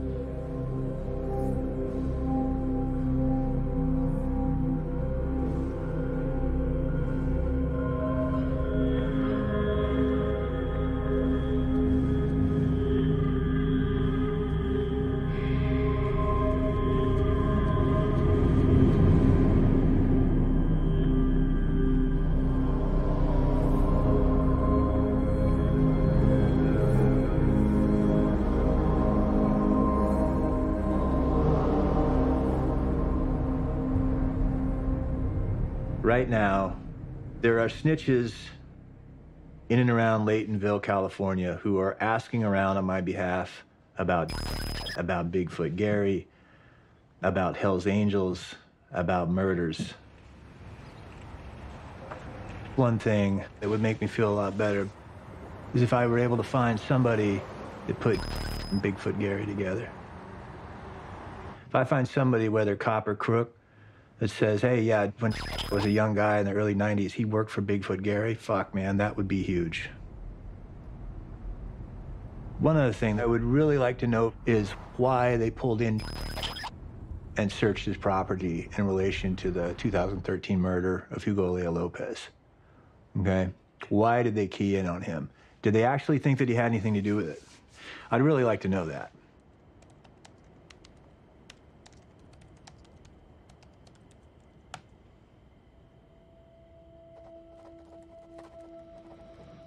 There's some parallels between his murder and the original case in 1993, in that he was a Mexican national on Spy Rock Road, and in both cases, you know, there were harvested plants cut down but not stolen, so it didn't look like a ripoff. Granted, there's no indication that a Sasquatch did it, but you strip that away and there's a lot of similarities.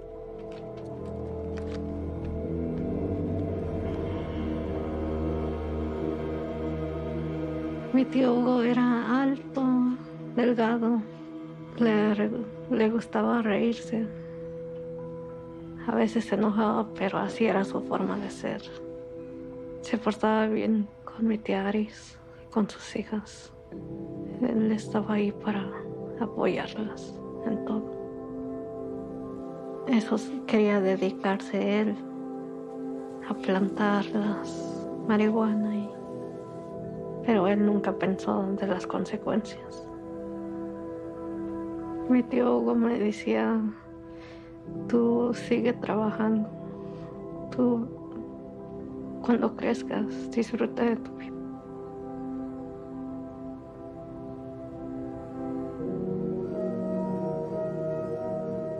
Que no han atrapado a la persona, yo sí tengo miedo. Y mi familia también.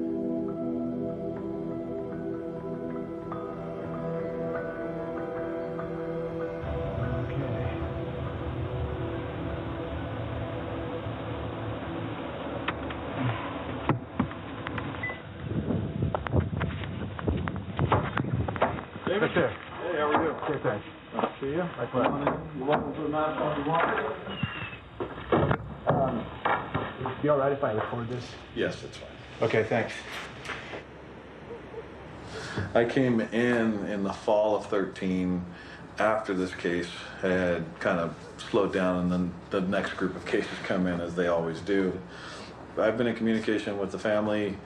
I began to get in communication in 14 when I started to follow up on the case, and she was the only Spanish-speaking detective at the time, so when she would call, I'd be the one that would talk to her. Then that's his wife. And, you know, we've talked a bunch, and she had some information that she provided. There's obviously some suspicions of close contacts with him, but there was never any ability to tie anybody down to anything.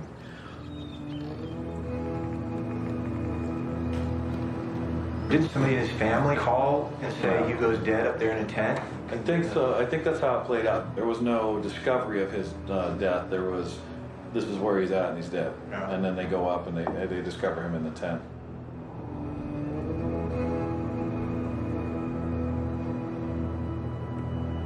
If you know Spy Rock, I mean, you're so far out there, you got to know where you're going. You don't randomly fall on a tent. So whatever it was a target, because it wasn't like I was the only dope grower around. There were other ones in the area. He was targeted. It had to have been.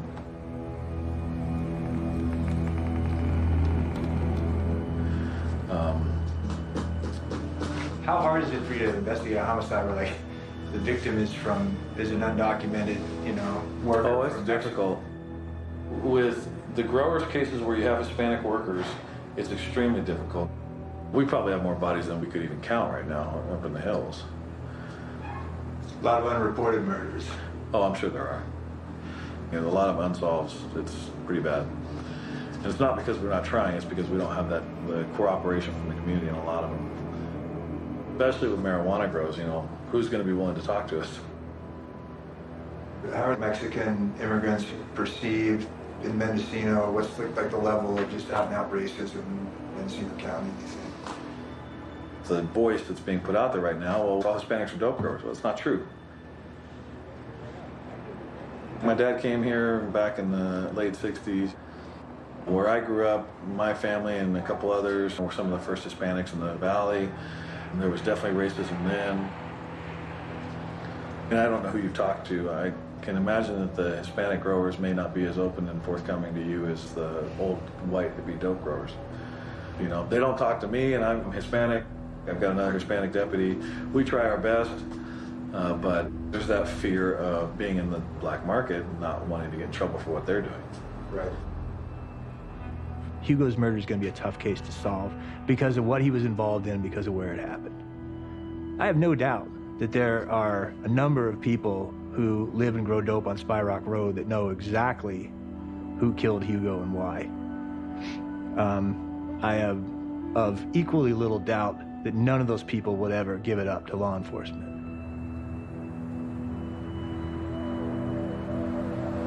Unfortunately, in our county, the last time I looked, there were at least 6 not only unsolved homicides where we don't know who the victim was because there's no fingerprints on file with the Department of Justice.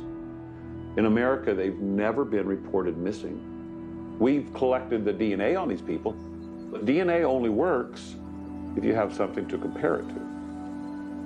I have walked into marijuana gardens where there's a dead Hispanic on the ground with no identification, no tattoos, and nobody in the area knows who he is or how he got there. We have a guaranteed anonymous tip line, 707-234-2100, that we would welcome information on, because solving a homicide is important for the family, for law enforcement, and for the victim.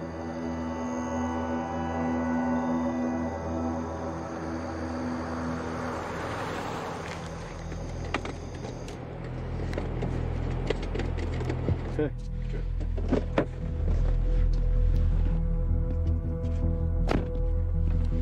This Mendocino County Sheriff's Office investigator put me in touch with longtime resident of Laytonville, longtime, small-time grower on Spy Rock. As I got within about 10 feet of the pickup, I could smell meth. Meth has a very distinctive, sickly, sweet, sort of burning plastic smell to it. offered to buy her a drink at Boomer's. And she said no, she didn't want a drink, and then she offered me a hit of meth. So I said no thanks. And then she said that she wanted to get in my car and talk. Kelly, are you looking for Kelly? Well, I keep coming across the name of a guy nicknamed Bigfoot. Oh, yeah. Gary. His name is Gary. He has property out on Whitman. Way back there, he's got property out on Spiral. He's at a big river, yeah. Why is he nicknamed Bigfoot, do you know? Because he has big feet, and he likes to run around barefoot.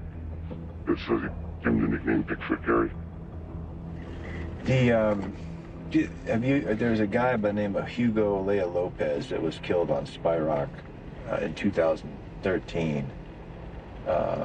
He was a Mexican guy that was shotgunned. He was like guarding a farm up there. Oh, which farm? I don't know. Trying to find out more about that and the connection between that case and a triple murder that I've heard about that happened in 1993 on Spy Rock near Iron Mountain. That's what killed me. Because the murders my son witnessed. Maybe that's why. Maybe there'll be closure now. My son told me a double homicide up there somewhere. It was at Joyce, Spy Rock. And he was only 5 years old at the time, first day of kindergarten. He saw these two men get shotgun at the property his father was staying at. It's close enough range to where it got some of the blood splatter on his face and on his mouth, and he tasted it. But I always wanted to find out who they belonged to. These people, they were somebody's babies, somebody's kids, husbands, boyfriends, brother, son. But I don't know if that's any of what you were talking about or anything like. I think that's why he wanted us to talk, yeah. I'm so glad.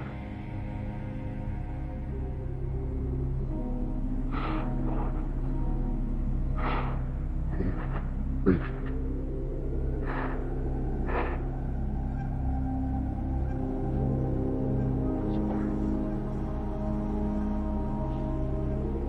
Until the last I heard her name, Martinez. And that was one of the guys who got killed?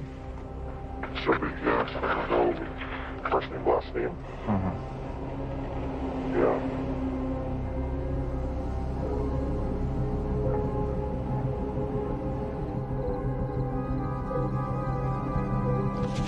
It's about 3 a.m., about 10 hours after I met with in the parking lot of Boomers, and maybe no contact high, like a tweaker contact high, because I can't sleep. Sort of tossing and turning, my mind spinning in circles, going over what she laid on me in the car, and looking over the notes I scrawled down as soon as she and I parted ways. Could this be the one? Could we be talking about the same murder? I mean, obviously Spy Rock Road, 1993, is a very violent place, okay? There's probably multiple homicides that have gone unsolved. The biggest discrepancy, of course, being that she said that it was 2 men that were killed rather than 3. But the location's right.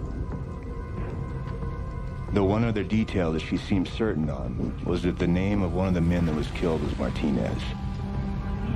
I don't know. I mean, I guess the next step is to really pin her down on the date.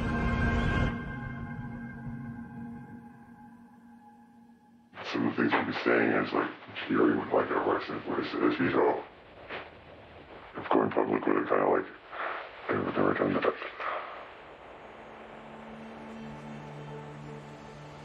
You want to tell me about the crime that your son witnessed in the 1990s? Are you sure that he told you it was 2 guys? Yeah, he told me 2. Do you remember what year that was? It was 96. 96? Mm-hmm. You sure? I believe so, yeah. He was born in 91.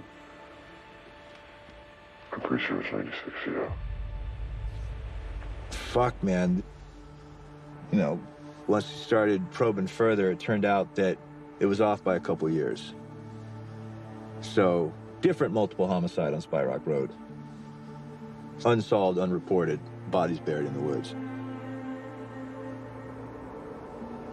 Why are there so many missing people in Mendocino County? I don't know. Too many. I think they come up here to seek fame and fortune sometimes and don't know what they're getting into. Some people I hear, some growers, they hire them, use them all up and dispose of them.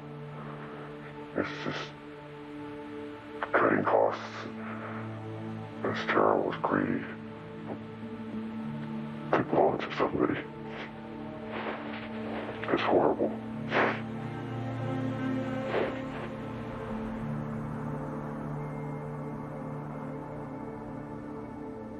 This place is fucked up beyond belief.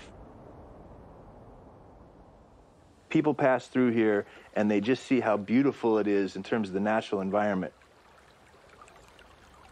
They have no idea the shit that goes on in this area. The rate of missing persons cases in Mendocino County and all throughout the Emerald Triangle is per capita the highest in the United States by far. You hang out in these dope towns, and all around you are signs about missing people, billboards and flyers and coffee shops and grocery stores and bars. I mean, just dozens, hundreds of them. And all those missing persons flyers are literally signs that there are monsters among us.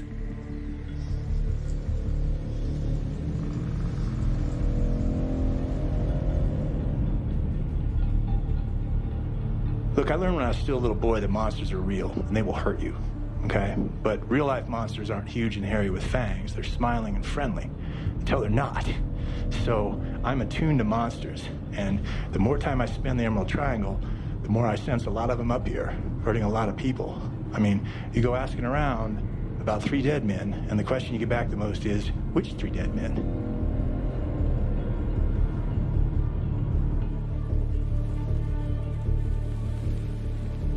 Over time, the big cry was, we want to stop the violence in cannabis by legalizing it.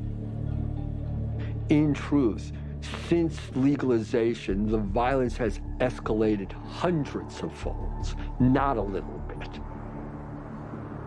The laws and the way they've carried them out have been so draconian. The black market is 5 times bigger than it was a couple years ago, and the white market's a mess. When you take the lifestyle away and you crush all the little people for corporate, it becomes something different, and it has that curse on it. And so all of this has created feuds and violence.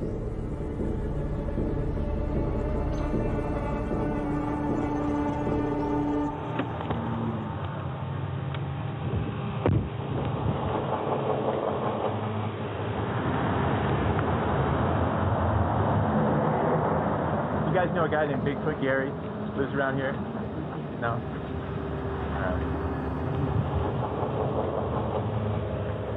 You ever heard of Bigfoot Gary? Never heard of him. Are you a Bigfoot hunter? I guess I am if I'm looking for a guy named Bigfoot Gary. Now I've kind of got target lock on Bigfoot Gary. I really want to meet him and to look in his eyes and put this story to him, because I feel like I'd know. I'd know whether or not he was involved. Question for you. I'm a documentary filmmaker, and I'm looking for somebody who lives around here, and I heard he's a regular here, being Bigfoot Gary. Yeah. You know Bigfoot Gary? I know Gary. Do you know how to get a hold of him? I don't, Does he live around here? he does. Let me leave you my number, and if he comes in tomorrow morning, or if you see him, or you see anybody that knows how to get a hold of him, I will give it to, I don't know anything about him. Is he a nice guy? I'm not from here, so I'm I don't want to come up to somebody that doesn't know me and approach the wrong person, you know what I mean?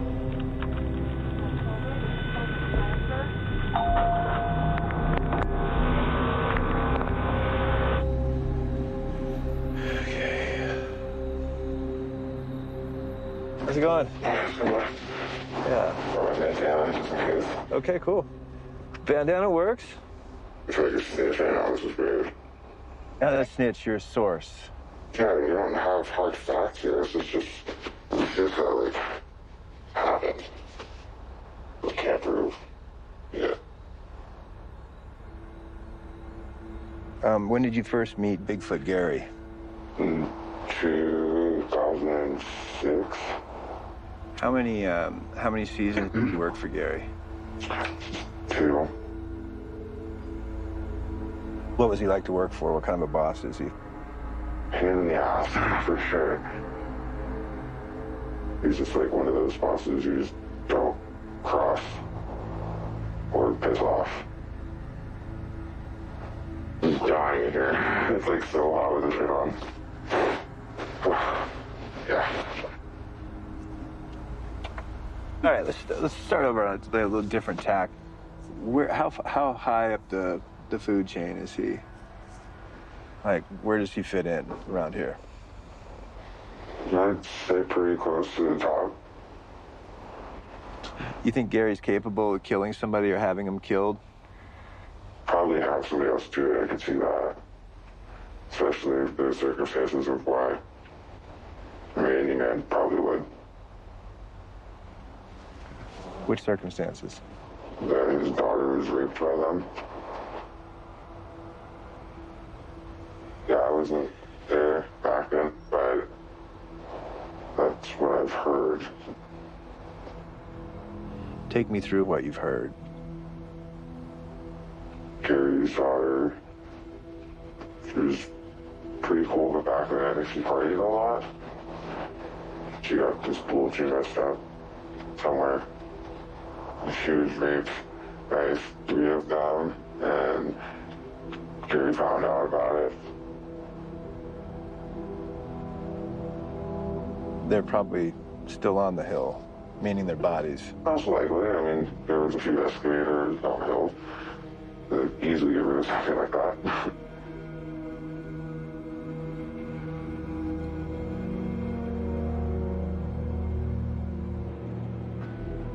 If he had those 3 guys killed because they raped his daughter, fucking good for him, you know? As far as I'm concerned, every rapist in the world deserves to die screaming and alone and in pain in the woods. So good on Bigfoot Gary if that's what he did. If he killed these 3 guys because he's a racist fuck, you know, then he deserves more than he's gonna get. Because that means he knew a lot of white people up here would buy into the bullshit stereotype of Mexicans being rapists. And he'd get away with murder. I really want to meet him and get a gauge of what kind of monster he is.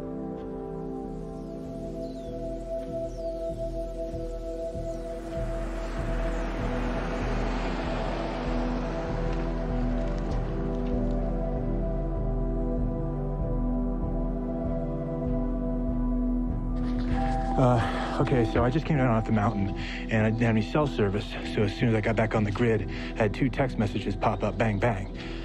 Both of them sent in the last couple hours from one of Bigfoot Gary's neighbors, who's relaying a message to me from Bigfoot Gary's wife.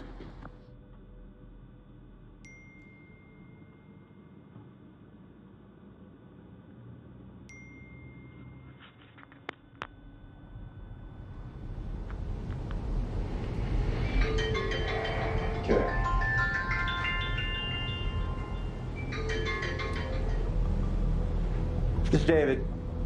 Hi, am I speaking with David? Yeah. Yeah, this is Carolyn. Hi, Carolyn. Hi, look, you're getting bad information from somewhere, okay? My husband wasn't around in California before '97. Okay, he didn't have any business in Spy Rock or Mendocino in the early 90s? Hell no. He wasn't growing dope in Mendocino in the 1990s? He was in the 70s, but not in the 90s. Any idea why people would be telling me this shit? My husband is, how should I put this? My husband is kind of a dick, okay? Okay. Not on everybody's Christmas list in Mendocino County. A lot of people talk shit about him, but I don't really understand why they're calling him a murderer. We've been married for 22 years, and I can promise you, he is not a killer. Could you ask Gary if he's had a business partner or he knows anybody named? Yeah, he knows. Listen, is Gary sitting next to you? Could I talk to him, or are you the intermediary here? Am I the intermediary? He wants to talk to you.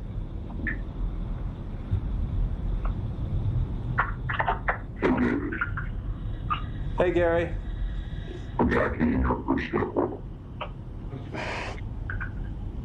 Anyway, it sounds to me like you're tracking down an outlandish story.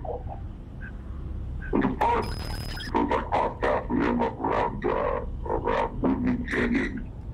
And, we did a little business together. A couple of arrangements here and there, and that worked out to our mutual benefit. Uh-huh. And he's notorious like me. People know him. They spread stories about him. The stories are true. Uh-huh. The way I remember it, the weekend that you and I did together, that was back in the day, but it did. What are you saying about happened? I'm looking at specifically at the fall of 1993, harvest season 1993. You remember what back then? Weren't you on the East Coast? Yeah, well, I've been called Bigfoot, Sasquatch, dickhead, you name it. Any of this shit about a murder in 1993, I don't know nothing about what you're talking about. A version of the story I heard was that the guy on Spy Rock nicknamed Bigfoot had killed these guys because these guys had sexually assaulted Bigfoot's daughter. No. No? He only has one daughter, mine. She was born in 2000. You did not have a daughter in 1993, Gary? No, fuck no. And you didn't kill anybody in 1993? Three guys from Mexico. You didn't kill anybody in 1993? I haven't killed anybody on any occasion at any time for anything.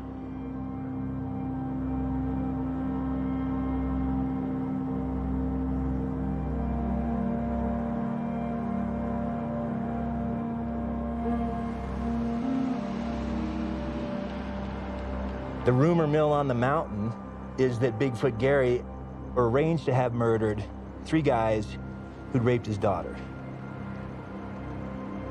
The problem with that is that Bigfoot Gary didn't have a daughter in 1993. He's telling the truth about that. I checked, okay? So there's a disconnect between the word on the mountain and reality. And within that disconnect is reasonable doubt and then some. So, you hold my feet to the fire, I'm going to say he's not our guy. Bigfoot didn't do it.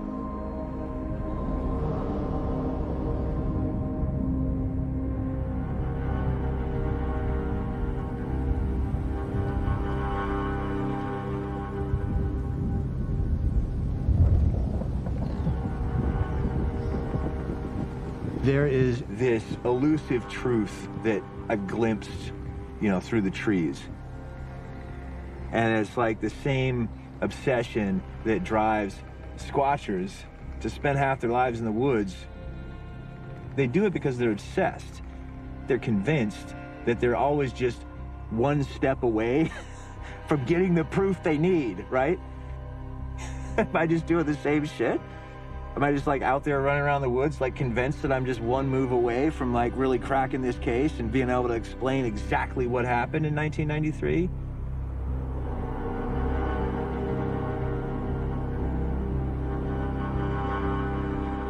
Finding Bigfoot would probably fill a hole in my life. My wish is for the world to finally have proof that this creature actually exists. I would give anything to see one. As scary as some of these stories are, and how fearful we are of that, monster in the closet, we still want to figure it out. To have that, see, I told you I'm not crazy. I told you when I was 10 what I saw out the window, you know, those eyes. And this is why. It's right there.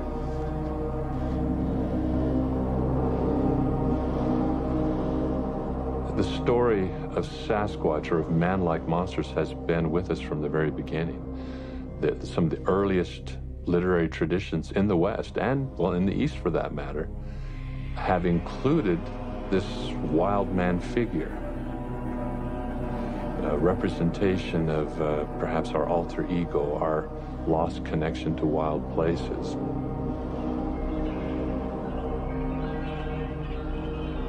I think it's fair to say that the stories or mythologies about wild men are really more about humans. Oh yeah, it's always about humans. It's never not about humans. It's not about the giant beast. And it gets back to this notion of things that are out of control, things that we can't control. Wild people are beyond our control. They live out in the woods. They live very different lifestyles from us. If you get too close to them, they might injure you. There are people who behave outside of what the mainstream considers normal behavior, and that's where the wild man comes from.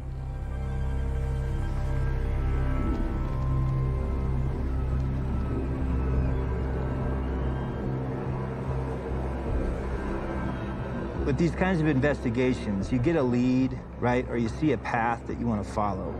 And then you start following that path away from square one, okay?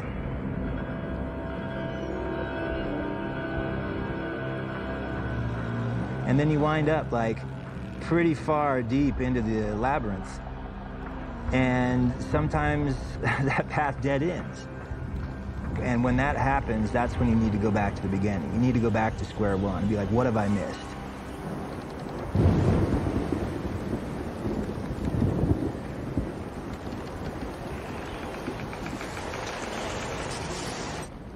I've gotten the name of 2 people that I think have the number of the guy that owned the farm in '93, and I've been jamming them to pass on a message to him. For the better part of a year, that I'd like to talk to him. Finally, word comes back, like, what about? And I was like, about a Bigfoot story that I heard at his A-frame cabin in the fall of '93. Word comes back, oh yeah, he'll talk to you about that.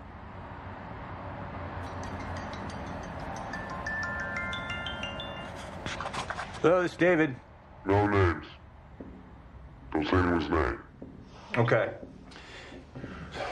Don't fucking put movie, whoever is editing this, I'm serious, doesn't give fucking, of any, okay, if I'm scared about it, trust me, I'm a reason to be. I get a bad vibe from that guy.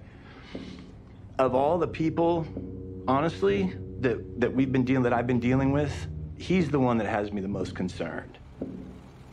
I remember 2 tweakers that stopped by the cabin. They were freaked out. They said they'd seen some bodies. They said that they'd seen Bigfoot tracks. I'm gonna lay as much of this out for you as I am comfortable laying out. Right. You're only scraping the surface of the crazy at this point. That story that you heard that night, it's true. What he tells me is that those 3 guys needed to go. So what happened was, a group of the old-timers, they got together one night indulging in their stimulants of choice. Okay. This was getting on to harvest time. People are working close to 24/7. Anyone who has a proclivity for certain illegal stimulants, they're going to turn from recreational use to serious, sustained use, which of course is the, perfect recipe for all this kind of shit. The Mexicans becoming, more and more of a problem, okay? Not all Mexicans, the tough guys. He proceeds to tell me that Mexican workers would get jobs on farms, but really it was kind of part of a campaign to, not take over, but to move in on the territory. So what they were doing is, for example, a bunch of them would get jobs, would hire on with like an elderly farmer, and just essentially just take over his operation. Just be like, this is ours now. What are you gonna do about it? Somebody at this meeting made the comment of like, fuck, I wish we had like chupacabras around here. We could scare these guys off. And that immediately someone was like, we got something better than chupacabra. And so they started introducing into this rumor-based information ecosystem of the Emerald Triangle stories about ferocious Sasquatches terrorizing farmers. And so those were the stories that I was hearing secondhand from all these farm workers, and I and everybody else that was in that scene at the time. And so that's another piece that falls into place. Things make a little bit more sense now. Those three Mexicans needed to be made an example of. In a way, they made a statement. They tore down the plants and they threw them around like a huge monster had gone on a rampage, and they staged the whole thing. And I'm like, okay, how do you make it look like a Sasquatch murdered three guys? He's like, bolt cutters, pickaxes, you know, and forklifts. Meaning chop them up, run them over, bash them in. Were you involved in that decision? No comment. Let me just ask you straight out, just for like, kind of for the record, okay? 3 men actually died in October 1993. Is that what you're saying? Okay, that the bodies that those guys who came to your cabin said they saw that night, those were actual dead bodies? Oh, without a doubt. They had seen what they were supposed to see. They basically framed Sasquatch for the murder. These dope growers framed Sasquatch for a triple murder. To terrorize guys from Mexico that were on their turf.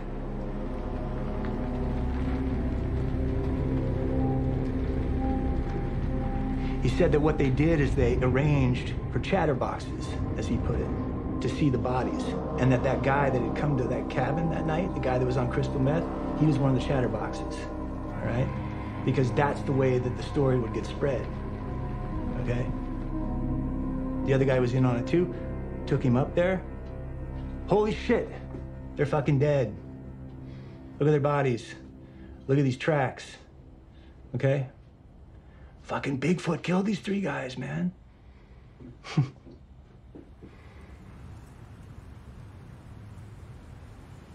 What are some of the motivations why people would make up a Sasquatch story? Well, and this may lead us back to Spy Rock. People want to scare other people away. I know in the Amazon that many times people come up with terrible stories of monsters and ghosts and stuff, and it's to scare people away. There's something of value. It's a good fishing ground. It's a good hunting ground. So they do that to keep the other people away.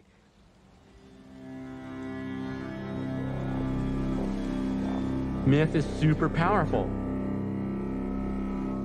People are afraid of the unknown. It's an ancient story from the beginning of time. Look at the propaganda in this country. Look at the propaganda around the world. I mean, we create stories. We identify the other, the immigrants. We demonize them so we can empower ourselves and maintain control over the culture.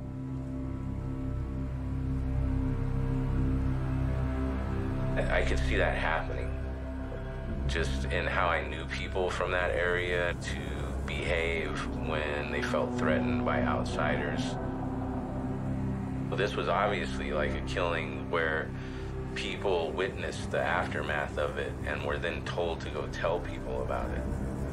And that's why I heard about it. Because if it was just about killing these guys for what they had done, no one would have heard about it, right?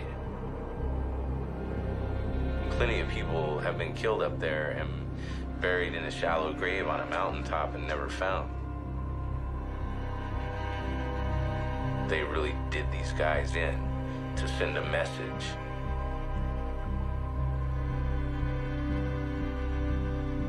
There's exploitive people out here and exploitive situations waiting to happen, you know? That darkness from the mining camps and from the first logging camps that, you know, took the land away from the indigenous people. That trauma never stopped, and it just snowballed into trauma for everybody that's come since then. It gets paved over and painted over and developed over constantly, but in the more rural areas like out here, it's there, you can feel it, you know? I don't think you can stop it or erase it at this point.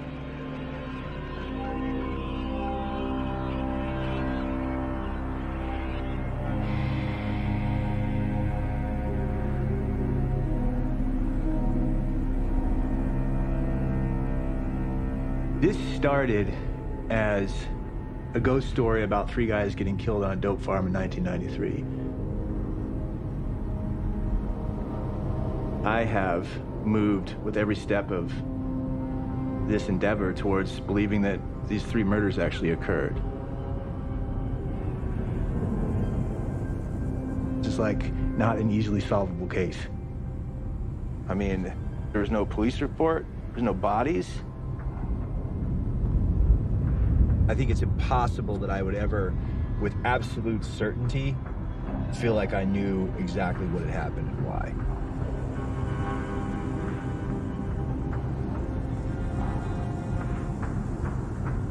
I at least have a story that I tell myself that makes sense now.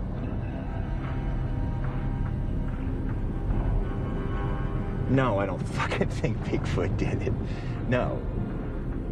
I don't believe in Bigfoot, but I sure as hell believe in greed. And that greed turns people into monsters.